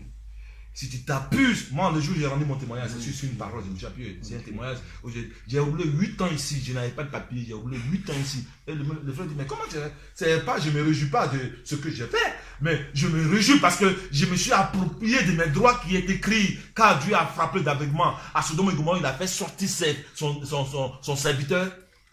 Tous ceux dont il était venu, ils n'ont pas vu. N'est-ce pas ce même Dieu? Vous savez, Dieu aime les gens, non pas qu'il lui lance des défis, parce que, non pas pour le tenter, parce que tu ne tenteras pas de tenir ton Dieu, mais Dieu aime les gens qui lui mettent à l'épreuve au travers de sa parole. Alléluia. C'est pour ça qu'il a dit dans le livre de Malachie, mettez-moi des choses à l'épreuve, vous verrez. Dieu aime ceux donc qui lui mettent à l'épreuve. Au travers de sa parole, non pas dans autre chose. Parce qu'il voit, c'est comme les enfants que Dieu, il voit que tu veux, et tu vas apprendre. Et comme il veut que... Parce qu'il a dit, celui qui me cherche, je me laisse trouver. Et comment on le cherche? On le cherche dans sa parole. Alléluia. Aujourd'hui, ton pasteur, il est là. Il est devant toi. Ça, c'est l'école de la croix. Chaque jour que Dieu fait, il y a un verset. Et toutefois que tu vas lire le verset, tu dis, Seigneur, grave-moi cette parole dans le cœur. Parce que les temps mauvais s'approchent. Où on va plus se promener avec cette Bible-là que vous voyez. Où cette Bible-là, on va plus se promener. Le jour qu'on te voit ça dans la rue, tu es décapité, tu es mis en pièces. Il faut que cette parole-là soit gravée dans ton cœur. Afin qu'elle puisse nous guider à tout moment dans nos actions. Et qu'elle soit une boussole en toutes choses. Pour que son nom soit glorifié. Au nom de Jésus. Parce que c'est le nom de Jésus qui doit être glorifié, pas le nom de qui que ce soit. C'est pour ça que les dénominations dans lesquelles aujourd'hui le monde est, si vous êtes dans la Bible, dit sortez du milieu d'eux. Il y a longtemps, le frère m'a invité, le frère m'a invité. J'ai dit, Seigneur, si là où se trouve ton esprit, c'est là que je veux y aller. Parce que moi, franchement, je ne t'ai jamais cherché. Tu es venu à moi, je suis toujours à toi. Donc guide-moi là où tu es, afin que je puisse aller joindre ma foi à celle de ceux donc qui t'adorent en esprit et en vérité. Car l'heure vient, elle est déjà venue, où les vrais adorateurs l'adoreront en esprit et en vérité. Ça ne serait plus ni à Jérusalem, ni sur les montagnes. Cette parole-là, l'entrée s'accomplit maintenant. Amen. Amen, amen. Là où deux s'assemblent et qui invoquent mon nom, je suis Au milieu. d'eux. Le salut est individuel, dit le Seigneur. Le collectif c'est bien, mais individuellement, quand nous nous retrouvons avec lui, parlons avec lui, Allons avec lui. méditons avec lui, mangeons avec lui. Venez à moi, vous toutes qui êtes fatigués de vos fardeaux, et je vous donnerai du repos. Nous avons un Père qui nous décharge de tous nos fardeaux. Alléluia. Nous avons un Père qui nous donne, tu es fatigué de tous tes fardeaux, mais va déposer à ses pieds. Alléluia. Dépose-le à tes pieds.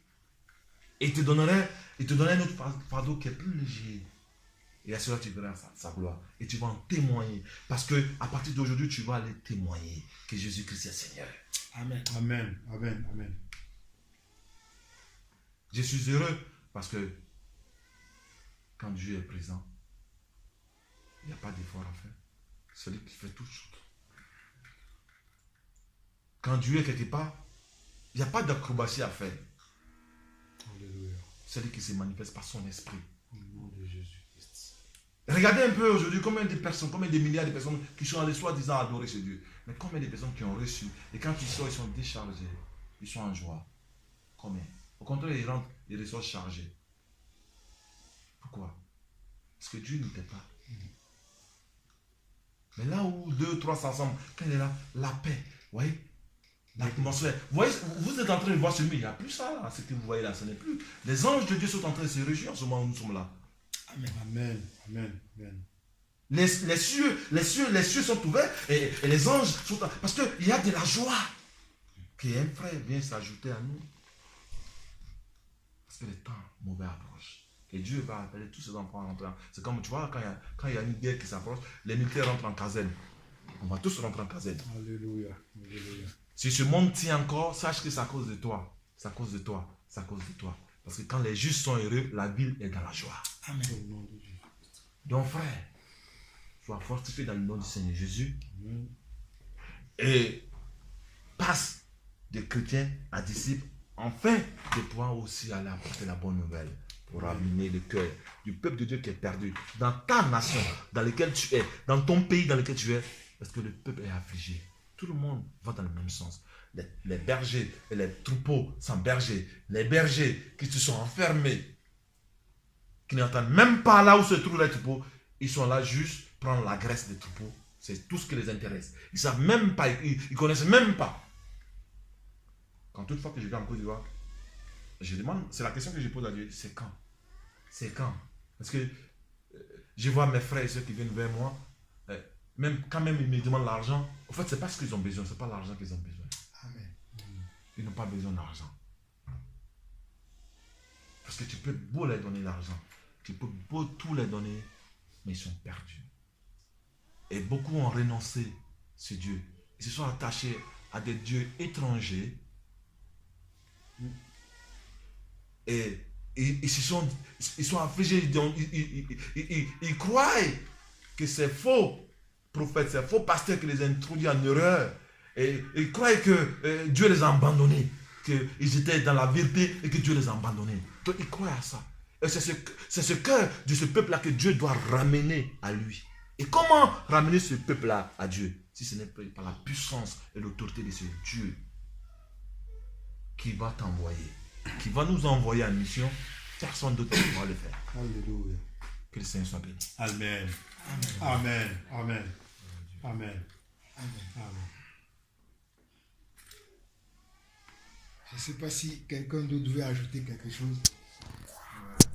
Moi, je voudrais réagir à ce que le frère Enoch a dit. Oui.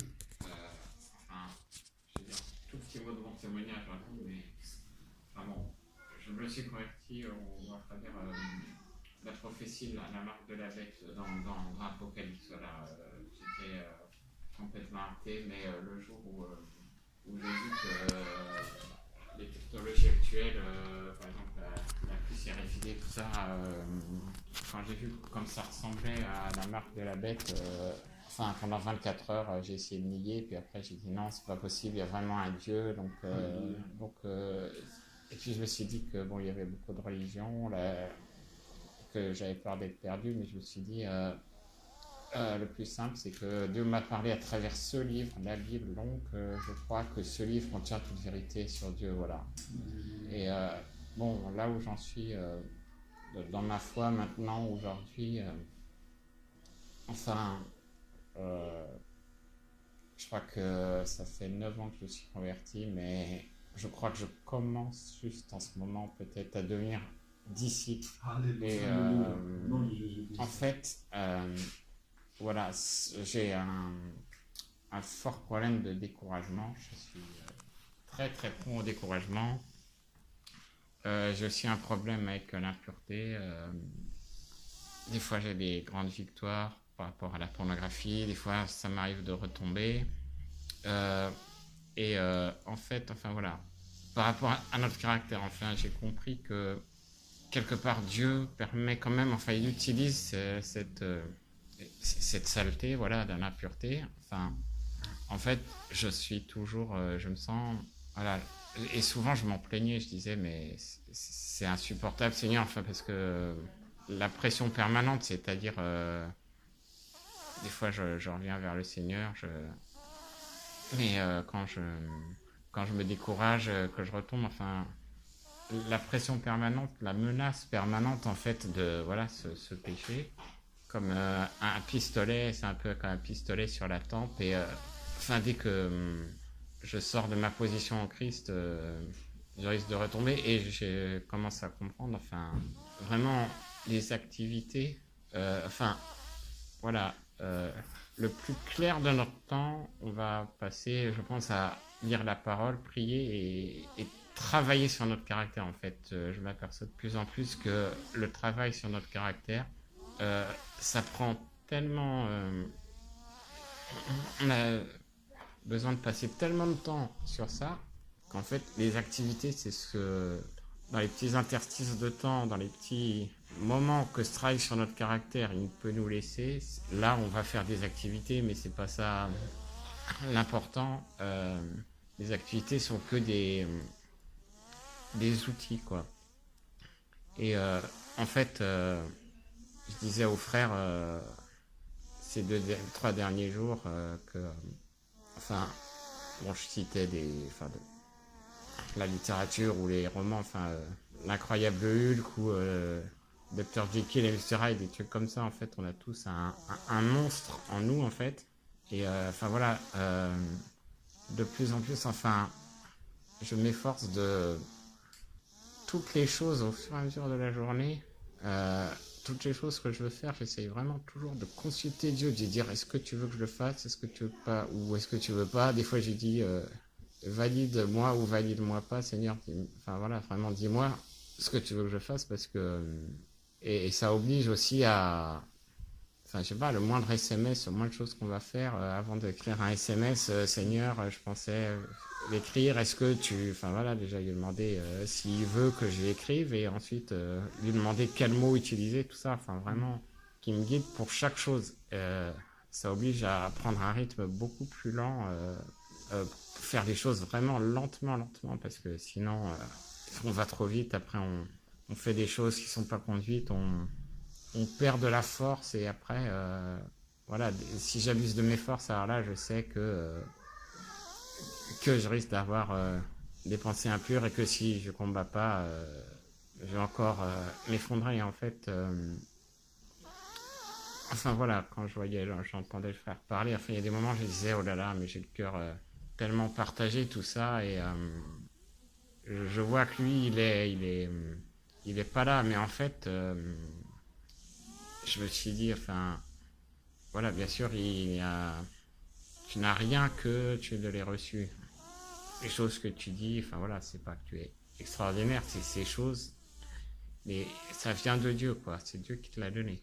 Mais c'est vrai que ça m'a vraiment scotché, quoi, ce que tu disais, et enfin voilà, j'ai bien senti qu'avec ma tendance au découragement, enfin voilà, que l'ennemi voulait aussi que j'utilisais ça pour que, en t'entendant parler, je me décourage, et je me sente dévalorisé, que je me sente un moins que rien, parce qu'il y a des inconséquences dans ma foi, et souvent du cœur partagé, et voilà. Et là par contre, beaucoup plus tard, il y a peut-être une dizaine de minutes, enfin d'abord je me suis dit que vraiment qu'il fallait surtout pas que j'oublie, en t'entendant parler, que enfin voilà, je disais 2 Corinthiens 12 l'autre jour, en fait, le truc, l'extraordinaire, quoi.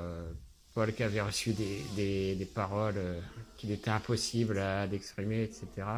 Enfin, il faut savoir que ces choses existent, quoi.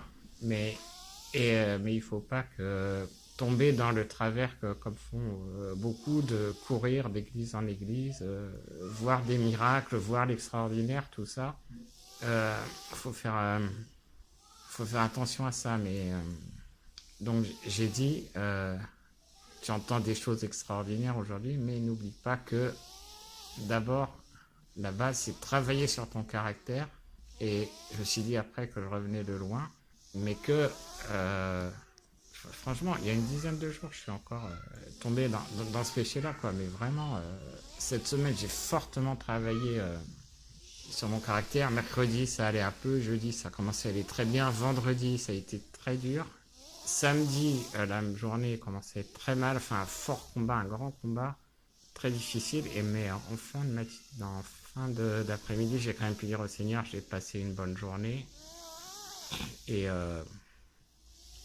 voilà, et être fortifié, et c'était très difficile de gagner ce combat pour la maîtrise de soi, mais à force de persévérer toute la journée, j'ai fini par le remporter, et donc...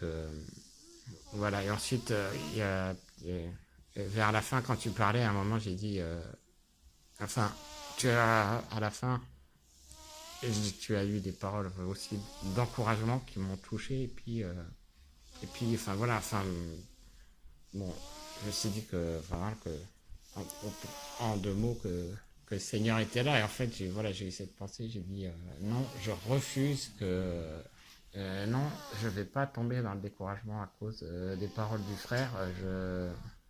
Je vais persévérer, et voilà, pas tomber dans le jeu de l'ennemi. Il faut pas que je me sente moins que rien, ou que les témoignages, bon, en France c'est pas pareil, quoi. Il y a pas, comme en Afrique, la sorcellerie, tout ça, c'est des choses extraordinaires, mais enfin, voilà, c'est pas parce que j'ai pas des choses extraordinaires dans ma vie, enfin, si je reste vraiment à la base, travailler sur mon caractère, je sais que ça va aller, et que voilà, le découragement que j'ai pu ressentir un peu, il ne prendra pas le dessus, quoi, voilà. Amen. Amen. Amen. Bon. Que le Seigneur soit béni. La journée continue. On va maintenant entamer le baptême.